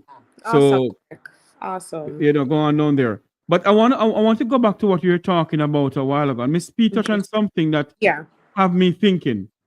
Are you aware of the watershed land in St. Anne that's given away to the Chinese to build 800 luxury houses while the people of St. Anne have no water? There was a discussion even in our group yesterday, Jeffrey, that water is being directed out of St. Anne and to other parishes, while places in St. Anne do have water. And it's a continuous battle. Bamboo is one of those communities that have suffered with water woes. And I'm always careful when talking about water because it is not a quick fix. It is not a quick fix, and we have to be honest with our people that we want to serve. When I remember the spokesperson on water, he came and he toured the constituency with me, and we looked at some of the facilities. 2 weeks ago, I was at another facility in Beverly, which is in the Sturgetown division of Northwest St. Anne. So what we have is a lot of facilities that have been run down. So we have some parish tanks that have been left basically unattended for years. So what we came up with is a 3-tiered plan. Short term, medium term, long term, right? In the short term, one of the deliverables is ensuring that in places where there are water challenges, that persons who need a black tank have a black tank. right? So it's not just a free-for-all giveaway, but it's ensuring that the persons who need it, especially in the areas that are consistently affected, they have a black tank. In the medium term, what we have to ensure that we do is upgrade some of these facilities. The wells that we have across the constituency, I believe that when Dayton Campbell was in power, he had started some work on some wells in the constituency. Since then, nothing has happened. Jesus. So we have to look at what already exists and see how we can retrofit that to provide for the needs of the community. St. Anne is one of the fastest growing parishes. And with an influx of people, there's going to be a greater demand for water. And so this is something that has to be urgently addressed and prioritized as well. Right? A lot of we see there's a project in Retreat where they've been laying pipes and the work has stalled for months because I hear that the workmen weren't paid. In Bamboo, in Beverly, I'm sorry, that project, I'm gonna post a video on it shortly because I believe that people need to see what's going on. From we had the earthquake last year, there was a catchment there that broke, and they started work on it, and it has stalled since then. Yes. So this is people living for months without water. And they call all the time and they ask, can we have water trucked?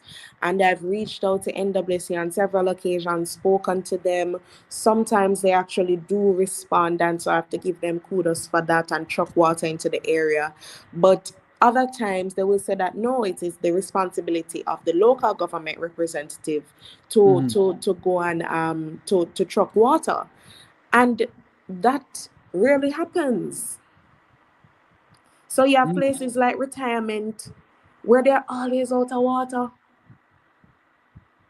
And so the water issue, it has to be a priority for me. I know that.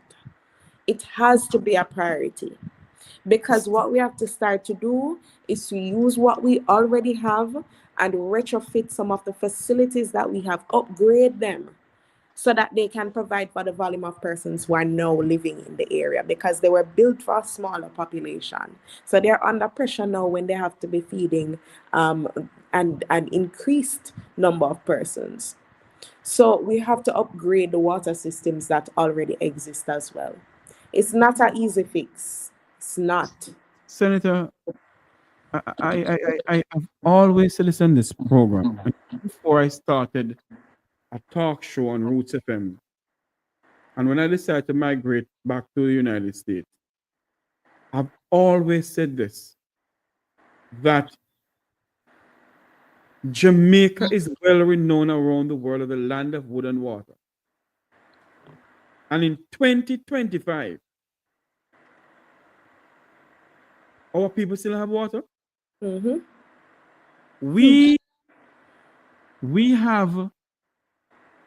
We're 62 years old. Is it 62? Are we 62? Yes, it's 62. Yes. I think we are. My math's not good. I think we're 62 years old. And Jeffrey, one of the other things that we have to do as well, or that I envision becoming a project in Northwest St. Anne, is rainwater catchment systems. Yes. We are fortunate to be blessed with a lot of rainfall in Northwest St. Anne, especially in the hilly regions in Bamboo and Brownstone. And so we have to make use of that. So we want to get people to set up their own catchment systems, and we also want community catchment systems that can feed into the community. Parish tanks help to also alleviate some of that and help with that as well, but we have to upgrade them. We have to clean them up. Because I went to one and the bush overtook the place. It was just a little broken down pipe. So we have to improve the facilities that already exist. Senator, I don't want to keep you any longer because I want to come back again. So what I want you to do is to give us the recap of the GoFundMe. Talk to us about the project that you have on now and what you need the help for. And give us the GoFundMe, give us the account number is already up here. Let me put it back up here. For people in Jamaica who can go and donate to this bank account. He can go and donate to his bank account to assist Senator. So, Senator, talk to us some more about that now, please. Okay, so again, the title of the GoFundMe is Donate to Fuel Change in Northwest St. Anne. And we're doing this for our children, for our young people, for our young mothers, to assist some of our elderly persons. Basically, like I said before, the needs are extremely great. And as we go into the summer period where persons are going to be preparing for back to school, we want to do something to alleviate some of the pressure that is on our families, that is on our parents. So we want to provide some laptops, some school supplies, some care packages for elderly persons, for young mothers who want to give them some support. And so we're appealing to those who love Jamaica. We're appealing to Jamaicans at home and abroad to join with us, to partner with us in actually bringing some change and some support to the people in this constituency who need it most. Every dollar is going back into the constituency. This is not for campaigning, buying shirt, no. It's for the people, because I have walked a lot and I've talked to a lot of people. And I get the phone calls every day, Jeffrey. And I try to do what I can. I really do. And again, I can't say how thankful I am to those who have joined in with me to contribute. But we want some more persons to come on board. Yes. Because, I believe that each one can really reach one. Mm-hmm. Each one can reach one. And this is an opportunity for us to contribute to a project that will actually benefit people's lives, that will actually change the trajectory of some people's lives. There are people who they really don't have the first dollar. There are people who have called and said, boy, I don't eat for 2 days. Jesus. That is what we are working with in this country. And I am not the elected representative as yet. But what is the MP doing, Gabriela? Senator? Crystal she's a very nice lady. Let me preface my statement by saying that. Very, very nice young lady. But Northwest St. Anne deserves somebody who is going to be their champion. It deserves somebody who is not going to wait till the eve of an election to start showing up and running around and patching road and doing this and talking and doing that. It needs somebody who will stay with the people, who will work with the people every day, who will represent the people. Hold on for me. I think there's a call coming from St. Anne. Hold on for me, please. Good night, caller. Welcome to the program. You're live. Hello? Hello? Yes, good night. Can I help? Could I speak to Ms. Myers, please? Pardon me? Is Ms. Gabriela still on the live? Yes, she's still on the live, sir. I can hardly hear you, though. All right, let me speak up a little bit louder. Could I ask her 1 or 2 questions, please? Yes, go ahead. She have about 2 minutes with us. Go ahead. Hello, good night, Ms. Myers. Hi, good night. I listen and I like from this perspective that you speak, and there are so many things that you said that where it finds young people encouraging. So I am going to ask you 2 questions. What are the most important things that young people see that they should gravitate to you and vote for you? Okay, so I've talked a little bit about that in the program. One of the things is that I am committed to engaging young people first, because that's one of the complaints that I've heard. Nobody not talk to it. We not see nobody. I want to ensure that I'm in the spaces where young people are and they feel like they have somebody with who they can share their concerns and somebody who will listen to them. So that's the first thing. I'm willing to engage.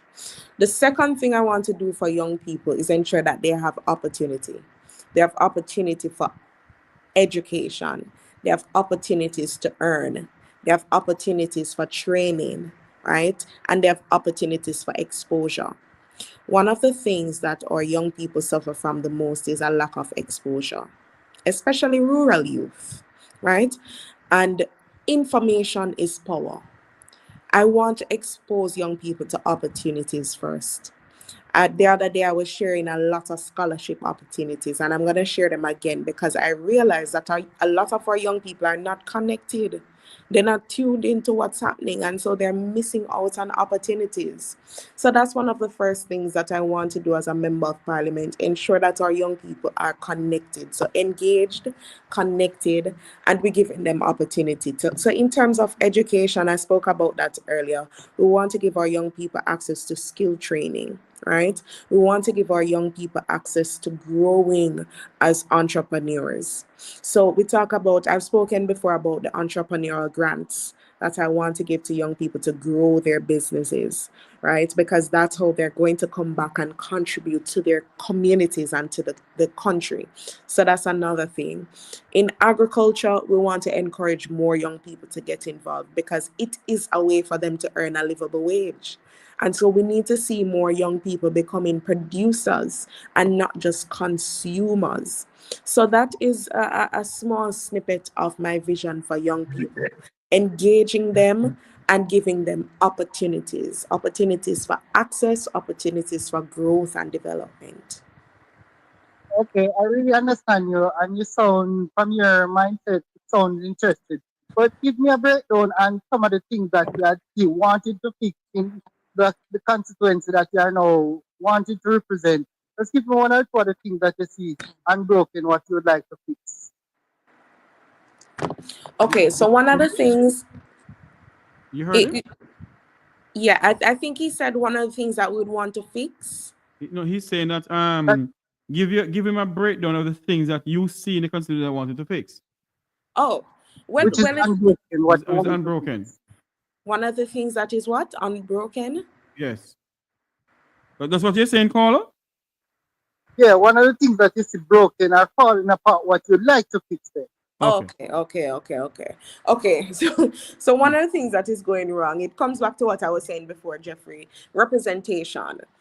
The people of Northwest St. Anne need a champion in the parliament who is going to squarely and frankly put the challenges on the table, propose solutions, and who is going to seek follow-up and ensure that the needs of the people are being met. They don't need somebody who is just going to parliament to knock desk and talk one time per year. So that is the first thing, representation. I want to be a member of parliament that is present and accessible. One of the things that I've spoken about in terms of governance, we can't just wait for people to come to us as the MP. There was a discussion that... Oh, Lord. Senator? Hold on for me, caller. I'm still here. No, hold on for me, caller. I think we have lost Senator. I think she's going to come back.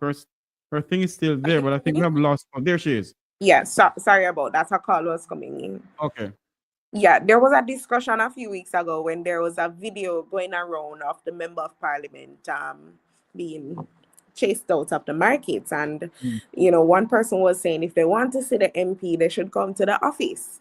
No, for me, I not believe in that. Because in this time, when we're here seeking votes, we're out on the road, we go on people's yard, we're all over the place meeting people. So why is it that once we're elected, we want to hide away from the people? We want the people to have to come to our office to see us.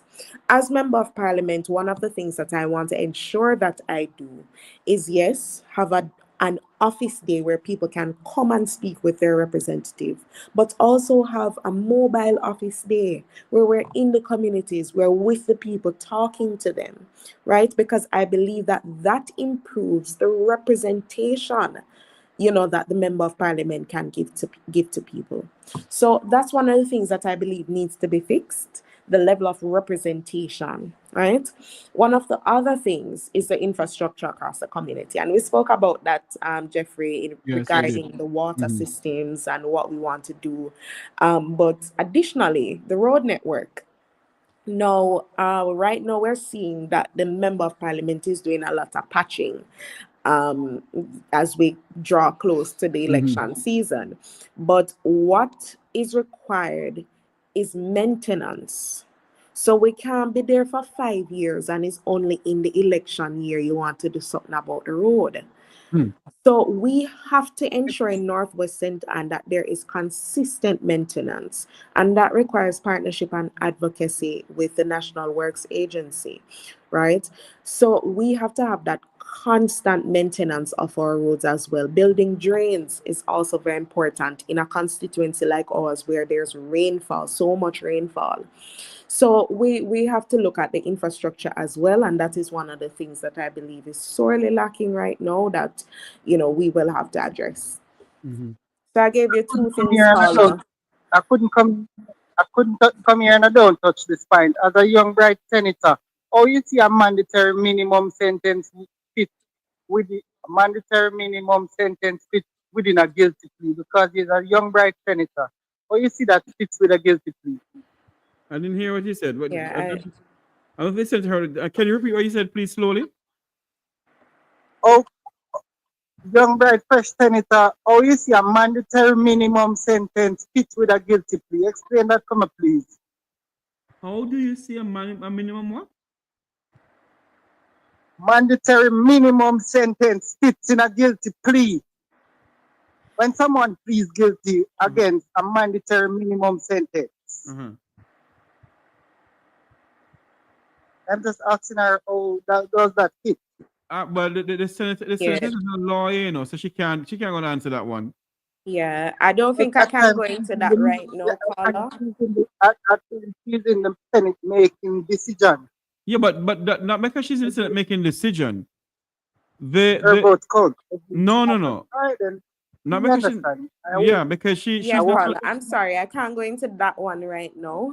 Yes. Because we don't have much time as well, and that is a serious discussion that I would need some time to go through. Right. So next time she can talk about it, okay? I'm not taking you down that line tonight, but it was nice talking to you, and I hope to talk to you some other time. All right, caller. Thank you so much. Friend. Thanks for calling in. Thank you. What area are you from? Where are you calling from? East Central. East Central? Okay. Okay. All right. Thanks much. Senator, I know you got to go. It's now 14 after 8 o'clock, 14 after 9 o'clock here in the United States. Give us, as I said, 2 minutes, then we wrap up. Yeah. So Jeffrey, we're using this GoFundMe as a means to raise some funds for persons who need it. And so I'm just encouraging persons to give and give with love. Every dollar counts. No matter how small the contribution, it all adds up. The account information is on screen for your listeners, Friends of Northwest St. Anne. That is our local account with JMMB. And we also have a GoFundMe account running. You can also contribute there. So we invite persons to come on board. We believe that this campaign is about the people. It is about the people and their needs. And so from now, even before we're elected, we're trying to do as much as we can to alleviate some of the stress and pressure that the people of Northwest St. Anne are under. And so we invite everybody to give generously, especially as we enter this summer period. A lot of our parents are under pressure. And so I'm making a plea for them on their behalf for some support. So we look forward to everybody, and we thank you for those who have already donated. All right. Senator, in 3 seconds, speak to the people of this country and your constituency. Well, we have a very important decision that we will have to make in a few weeks, even months. And that decision, it is centered around the future of our country. The Jamaican people will go to the polls. The people of Northwest St. Anne will go to the polls. And I encourage each voter to think about the future that you envision, not just for yourself, but for the children, for the generations to come. We need a country where people can feel like they can live good. Not just one set of people living good, but the ordinary Jamaican can live here and thrive here. We have to look at the fact that for 9 years, this Prime Minister has been in government. And he has chosen in this year, an election year, to campaign under the slogan, Choose Jamaica. And he says that this term or the next term is for the people.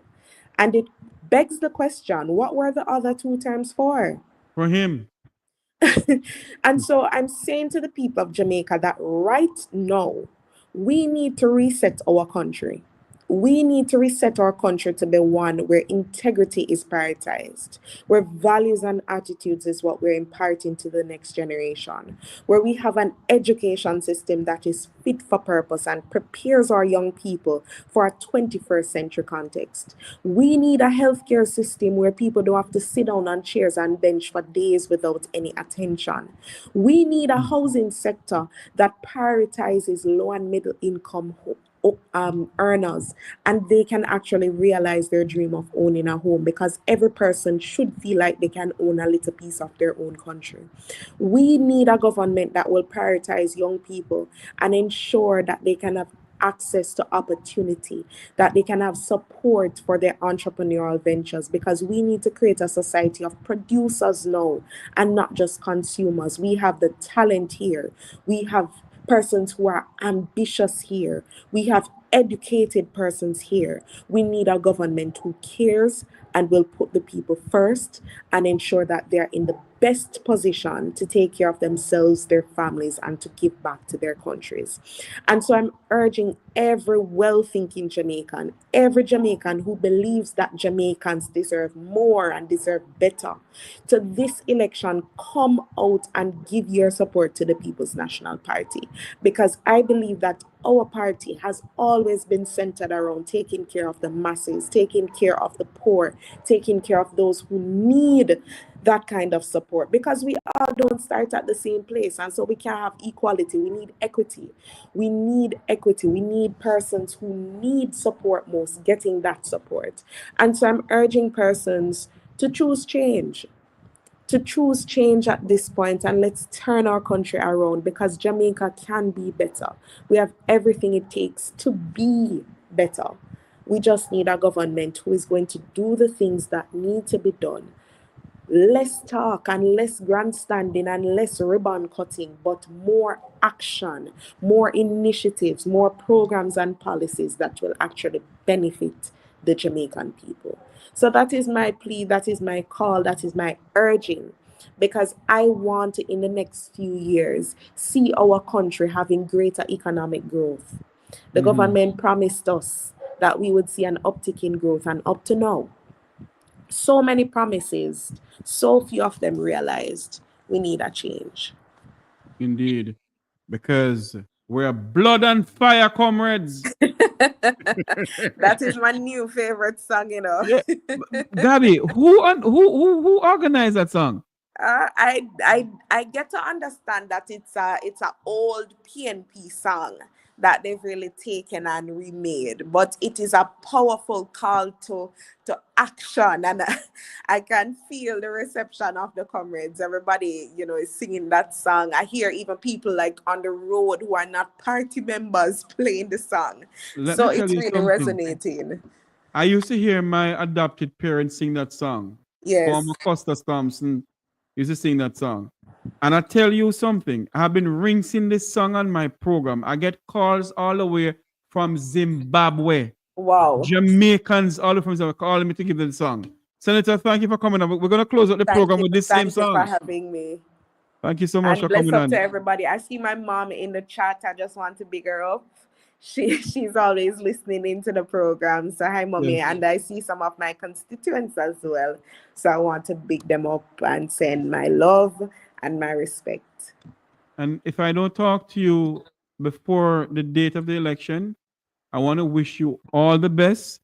Because I remember the day when I said to you, if the People's National Party do not put you out there as the face of this election, as the face of the party, they're doing a disservice to themselves. And they put you out there, and I'm happy. When you call me the day and say, hey, my friend, they asked me to do XQ, I said, I am so happy and I'm proud of you. Thank you. And I wish you all the best. And I hope you win. You're going to win. You are going to win. Yes. You are going to win. And I know election night, when I call you, I may not get you, but I'm going to still call you to congratulate you. Thank you so much, Senator. Thank you for having me, Jeffrey. You're welcome. And I will continue to put this around for people to donate, all right? We appreciate it. Thank you so much. Mommy, good night to you. Thanks for coming on. All right, Senator Gabriela Morris, President of the People's National Party Youth Arm. This we're going to say so long for tonight. Until you hear my voice again, may God bless you. May God bless our island's home, Jamaica land we love. Have a great night, everybody.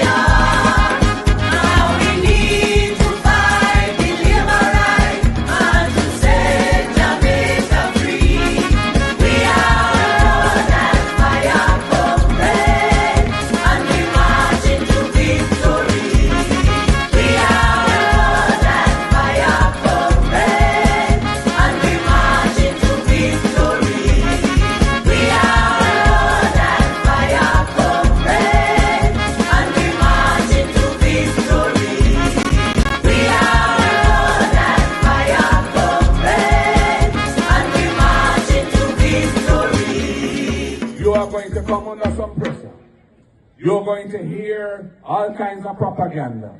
You're going to hear all kinds of lies and deception. There will be tactics used to try and buy you out. There will be tactics used to try and frighten you away. And I only have to say one thing to you tonight, comrades. We are blood and fire comrades. And we're marching on to progress. And we will stand firm. We will not be bought because we are not for sale. The Prime Minister just needs to fly the gate. Call it Andrew, call it, and Iman will sound the trumpet. Whether you're Labour right, PNP, regular Jamaican who just want to vote for a change, you see the next election here will come up under no circumstances whatsoever can you vote in back the Jamaica Labour Party into government.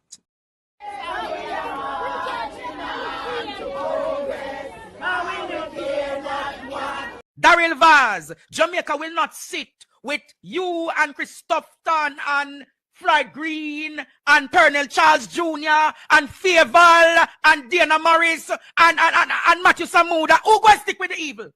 Who going to stick with them thief ya? Who going to stick with the thief them Jamaica? Who going to stick with them scammer ya? And as a matter of fact, Daryl, what do you mean by people bad mind? Daryl, what do you mean by people bad mind? Bad mind you for what?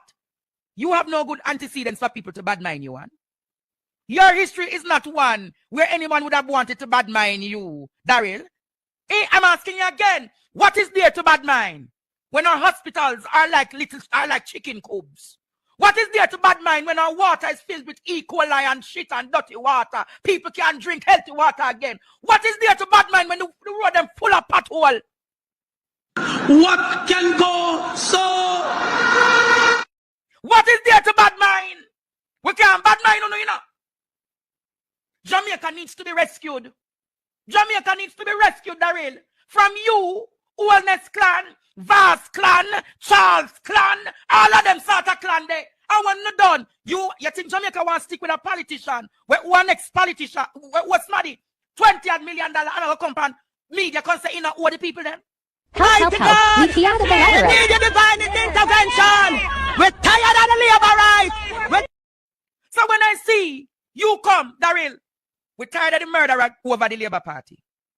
We're tired of the rapists them and the pedophiles and the sex offenders in the Labour Party. We're tired of the scammers them. We're tired of the chopper them. We're tired of the you know what? Jamaica, we're not tired of them.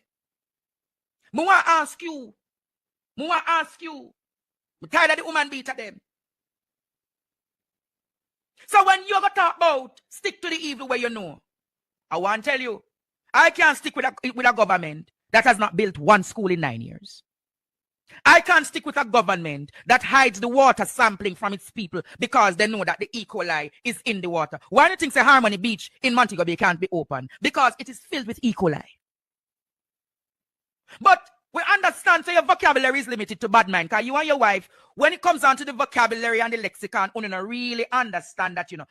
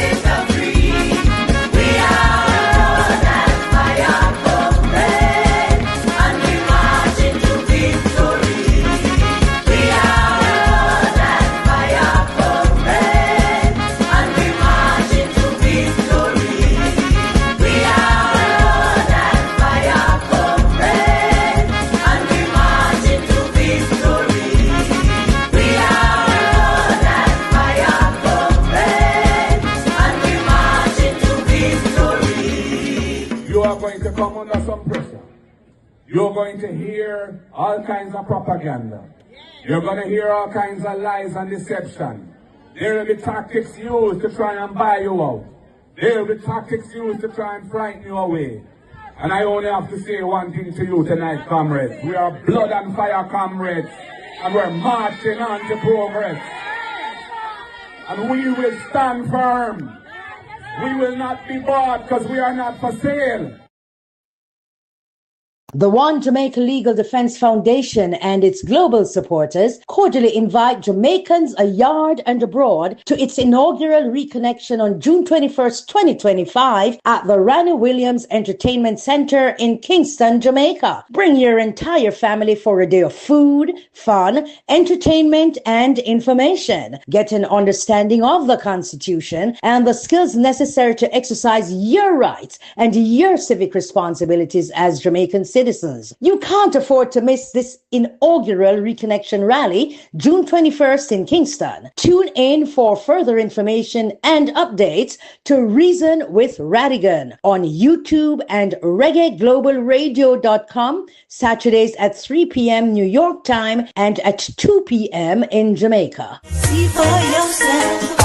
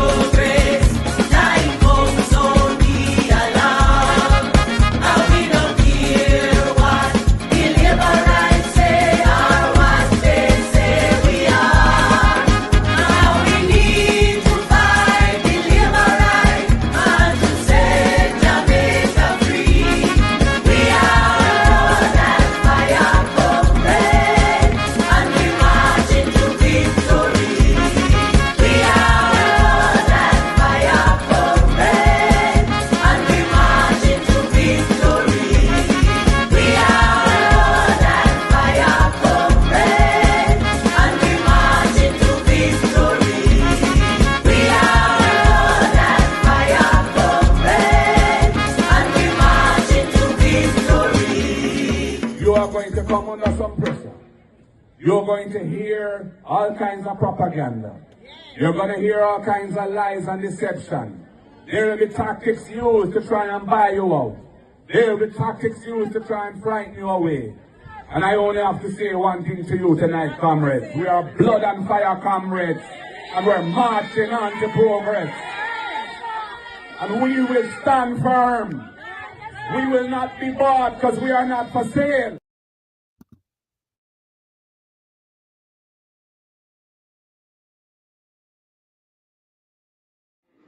Please, Mr. Knight, please. I'm suggesting that you are pathologically mendacious.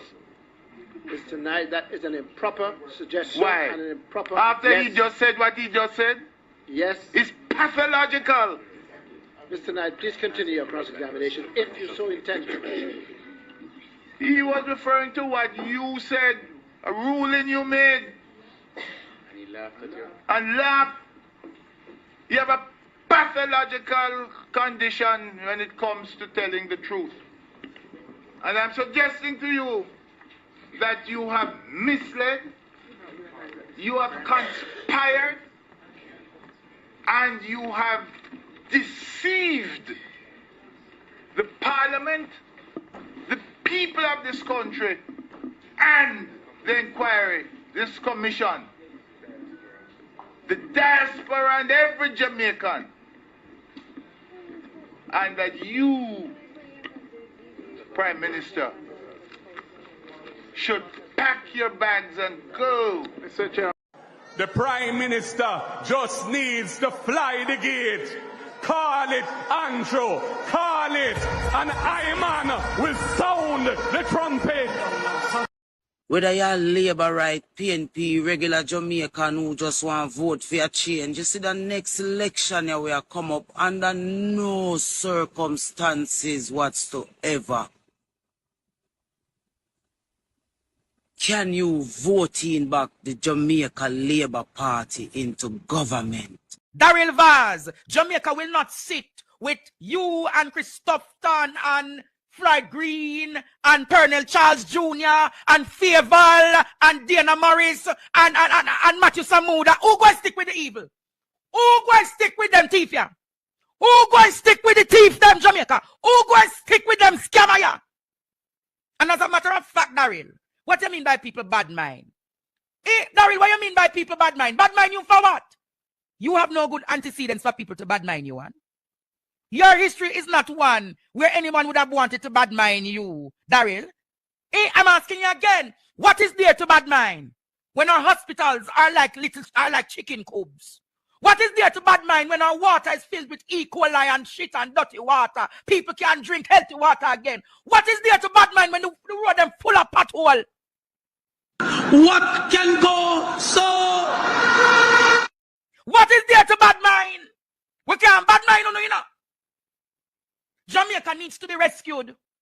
Jamaica needs to be rescued, Daryl. From you, Wellness Clan, Vaz Clan, Charles Clan, all of them sort of clan there. I want not done. You think Jamaica want to stick with a politician? Where one ex-politician, what's money? $20 million another company. Media can say, all the people then. Help. We out of the rhetoric. We need a divine intervention. We're tired of the labor rights. So when I see you come, Daryl, we're tired of the murderer over the Labour Party. We're tired of the rapists them and the pedophiles and the sex offenders in the Labour Party. We're tired of the scammers them. We're tired of the chopper them. We're tired of the you know what? Jamaica, we're not tired of them. I want to ask you. We're tired of the woman beater them. So when you go talk about stick to the evil where you know, I want to tell you, I can't stick with a government that has not built one school in 9 years. I can't stick with a government that hides the water sampling from its people because they know that the E. coli is in the water. Why do you think the Harmony Beach in Montego Bay can't be open? Because it is filled with E. coli. But we understand, so your vocabulary is limited to bad mind. Because you and your wife, when it comes down to the vocabulary and the lexicon, you don't really understand that, you know. Dear Mr. Prime Minister, it's almost 9 years since you took over the country. name yourself, O God, while basking in election glory. Little did we know that you would matriculate to becoming Jamaica's first Prime Minister to lead a heist on taxpayers' money. With a whopping 28 bank account, you laugh and skin your teeth, while bold head hang low in this national defeat. I remember when you tell with it Tanawi yard, leaving Jamaicans sitting in limbo. Even before that, you promised me could leave open my door and my window. You take your wife turn Madam Bully of the Parliament, showing Jamaicans who is the real man, whether in or outside an agreement. You raise your pay to a higher standard, while teachers, doctors and nurses leave yard to go look work abroad. Mr. Prime Minister, me not know if you see it. Maybe you're blind. Cause between me and you, Jamaica is singing a new song. Cause it's about time. Time for a new direction. Time for a new leader. Time for a change. So take it from me, Mr. Prime Minister. Light a candle, sing a song, and find your way back home. Yours cross, angry, miserable, a patriotic Jamaican.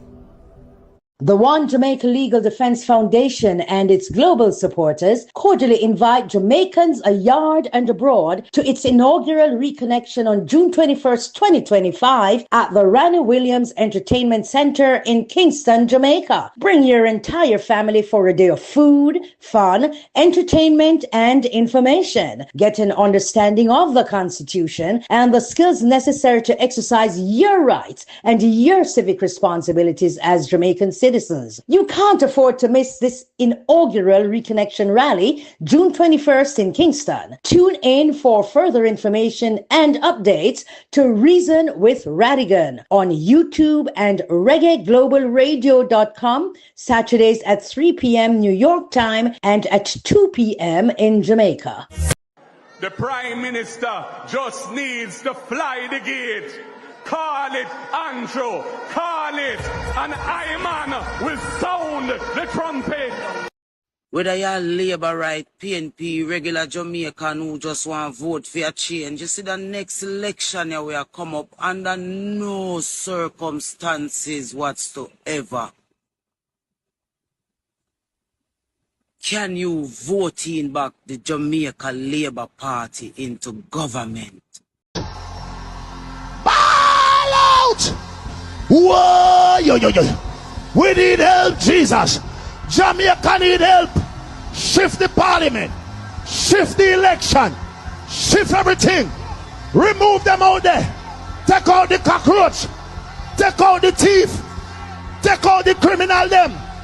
Take out the thief them. Take out the murderer them. Take out the gang leader them. Out of parliament. Take them out. From Portland, take them out. I hear Portland. Me I go to Portland. Why me I travel to Portland? Take out somebody, man or woman.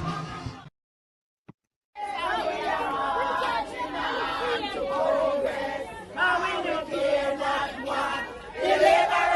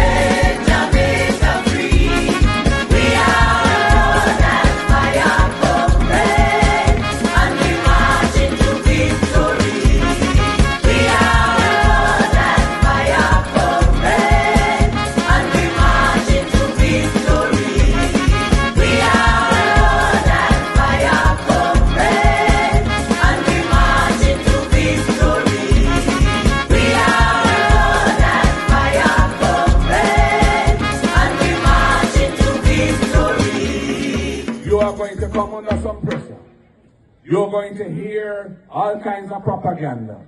You're going to hear all kinds of lies and deception. There will be tactics used to try and buy you out.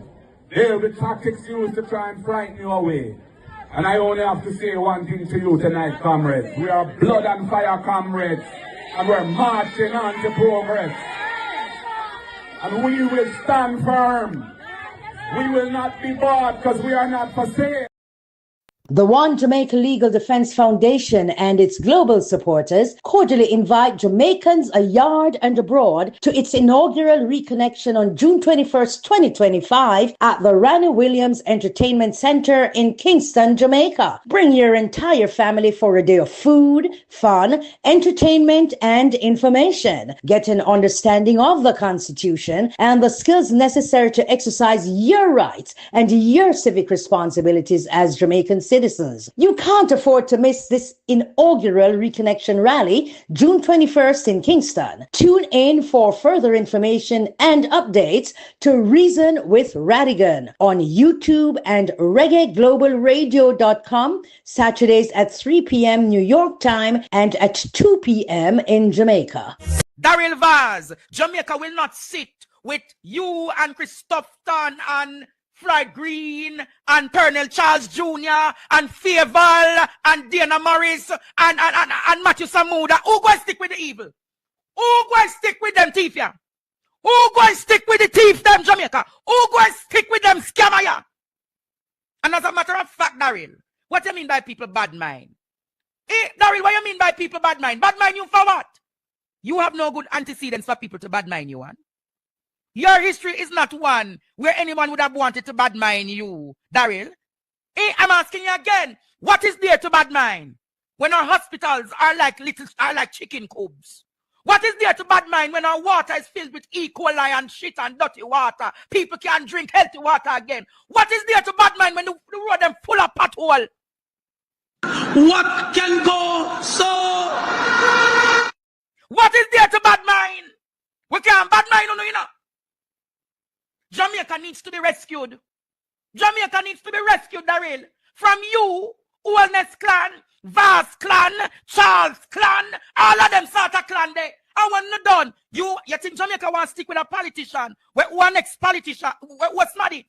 $20 million and I'll come from media can say, all the people then. Help. We out of the We need a divine intervention. We're tired of the labor rights. So when I see you come, Daryl, we're tired of the murderer over the Labour Party. We're tired of the rapists them and the pedophiles and the sex offenders in the Labour Party. We're tired of the scammers them. We're tired of the chopper them. Dear Mr. Prime Minister, it's almost 9 years since you take over the country. Name yourself brokered while basking in election glory. Ball out!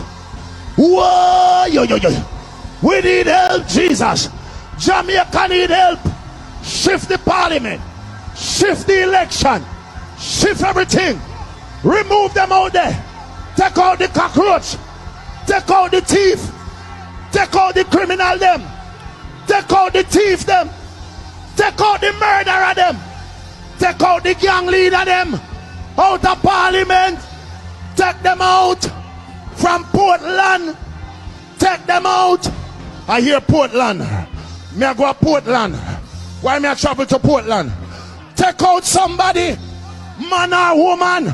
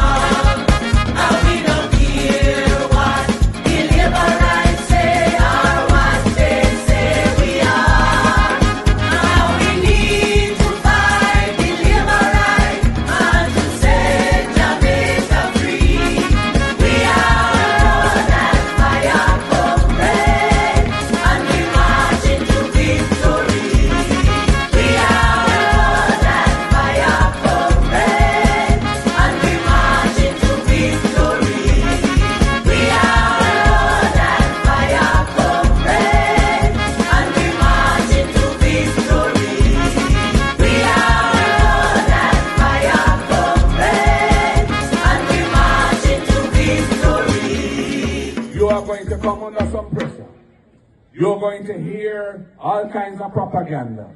You're going to hear all kinds of lies and deception. There will be tactics used to try and buy you out. There will be tactics used to try and frighten you away. And I only have to say one thing to you tonight, comrades. We are blood and fire comrades. And we're marching on to progress. And we will stand firm. We will not be bought because we are not for sale. The Prime Minister just needs to fly the gate. Call it Andrew, call it, and Iman will sound the trumpet. Whether you're Labour right, PNP, regular Jamaican who just want to vote for a change, you see the next election here will come up under no circumstances whatsoever can you vote in back the Jamaica Labour Party into government. Gold's money was not lost. It was stolen. Plain as daylight. Ball out! Whoa! Yo, yo, yo. We need help, Jesus. Jamaica need help. Shift the parliament. Shift the election. Shift everything. Remove them out there. Take out the cockroach. Take out the thief. Take out the criminal them. Take out the thief them. Take out the murderer them. Take out the gang leader them. Out of parliament. Take them out from Portland. Take them out. I hear Portland. Me I go to Portland. Why me I travel to Portland? Take out somebody, man or woman. The One Jamaica Legal Defense Foundation and its global supporters cordially invite Jamaicans abroad and abroad to its inaugural reconnection on June 21st, 2025 at the Ranny Williams Entertainment Center in Kingston, Jamaica. Bring your entire family for a day of food, fun, entertainment, and information. Get an understanding of the Constitution and the skills necessary to exercise your rights and your civic responsibilities as Jamaican citizens. You can't afford to miss this inaugural reconnection rally, June 21st in Kingston. Tune in for further information and updates to Reason with Radigan on YouTube and reggaeglobalradio.com, Saturdays at 3 p.m. New York time and at 2 p.m. in Jamaica. Daryl Vaz, Jamaica will not sit with you and Christoph Tan and Floyd Green and Colonel Charles Jr. and Fairval and Dana Morris and Matthew Samuda. Who going to stick with the evil? Who going to stick with them thief ya? Who going to stick with the thief them Jamaica? Who going to stick with them scammer ya? And as a matter of fact, Daryl, what do you mean by people bad mind? Daryl, what do you mean by people bad mind? Bad mind you for what? You have no good antecedents for people to bad mind you on. Your history is not one where anyone would have wanted to badmine you, Daryl. I'm asking you again, what is there to badmine when our hospitals are like chicken coops? What is there to badmine when our water is filled with E. coli and shit and dirty water? People can't drink healthy water again. What is there to badmine when the road them full of pothole? What can go so? What is there to badmine? We can't badmine you know. Jamaica needs to be rescued. Jamaica needs to be rescued, Daryl. From you, Wellness Clan, Vaz Clan, Charles Clan, all of them sort of clan there. And when you're done, you think Jamaica want to stick with a politician? One ex-politician, what's money? $20 million and a company media can say in all the people then? Help. We need a divine intervention. We're tired of the labor rights. Ball out! Whoa! Yo, yo, yo. We need help, Jesus. Jamaica need help. Shift the parliament. Shift the election. Shift everything. Remove them out there. Take out the cockroach. Take out the thief. Take out the criminal them. Take out the thief them. Take out the murderer them. Take out the gang leader them. Out of parliament. Take them out from Portland. Take them out. I hear Portland. Me I go to Portland. Why me I travel to Portland? Take out somebody, man or woman.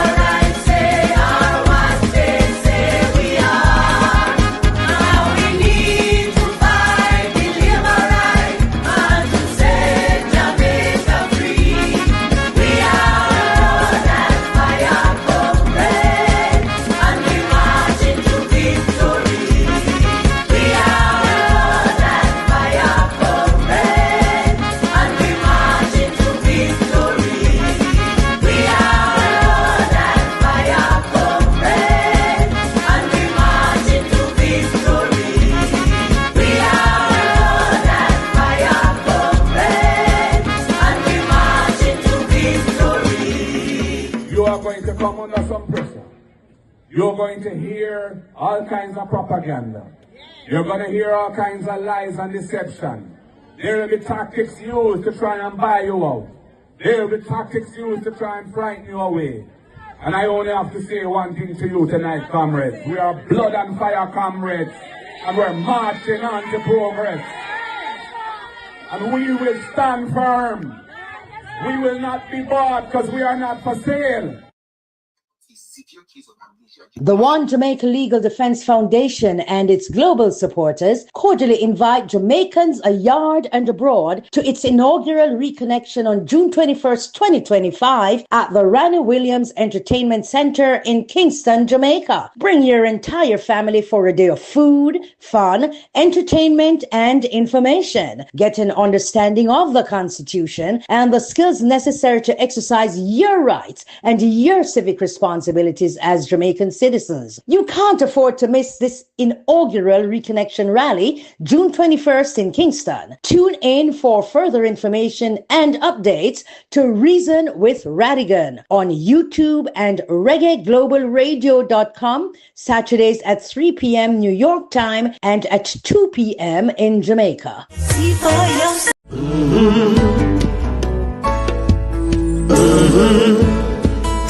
When the game gets rough and this life just seems so tough, make we talk, my people, make we talk. When this town becomes an ugly place, don't let it erase the smile from your face. Make we talk, people, make we talk. Conversation is the key, a guiding light for you and me. Spark a talk and you will see. Conflict solver A to Z. World leaders master the art of self-defense just by talk. So people, make we talk. Hey, we're living in a world that on ourselves we must depend. Make we talk.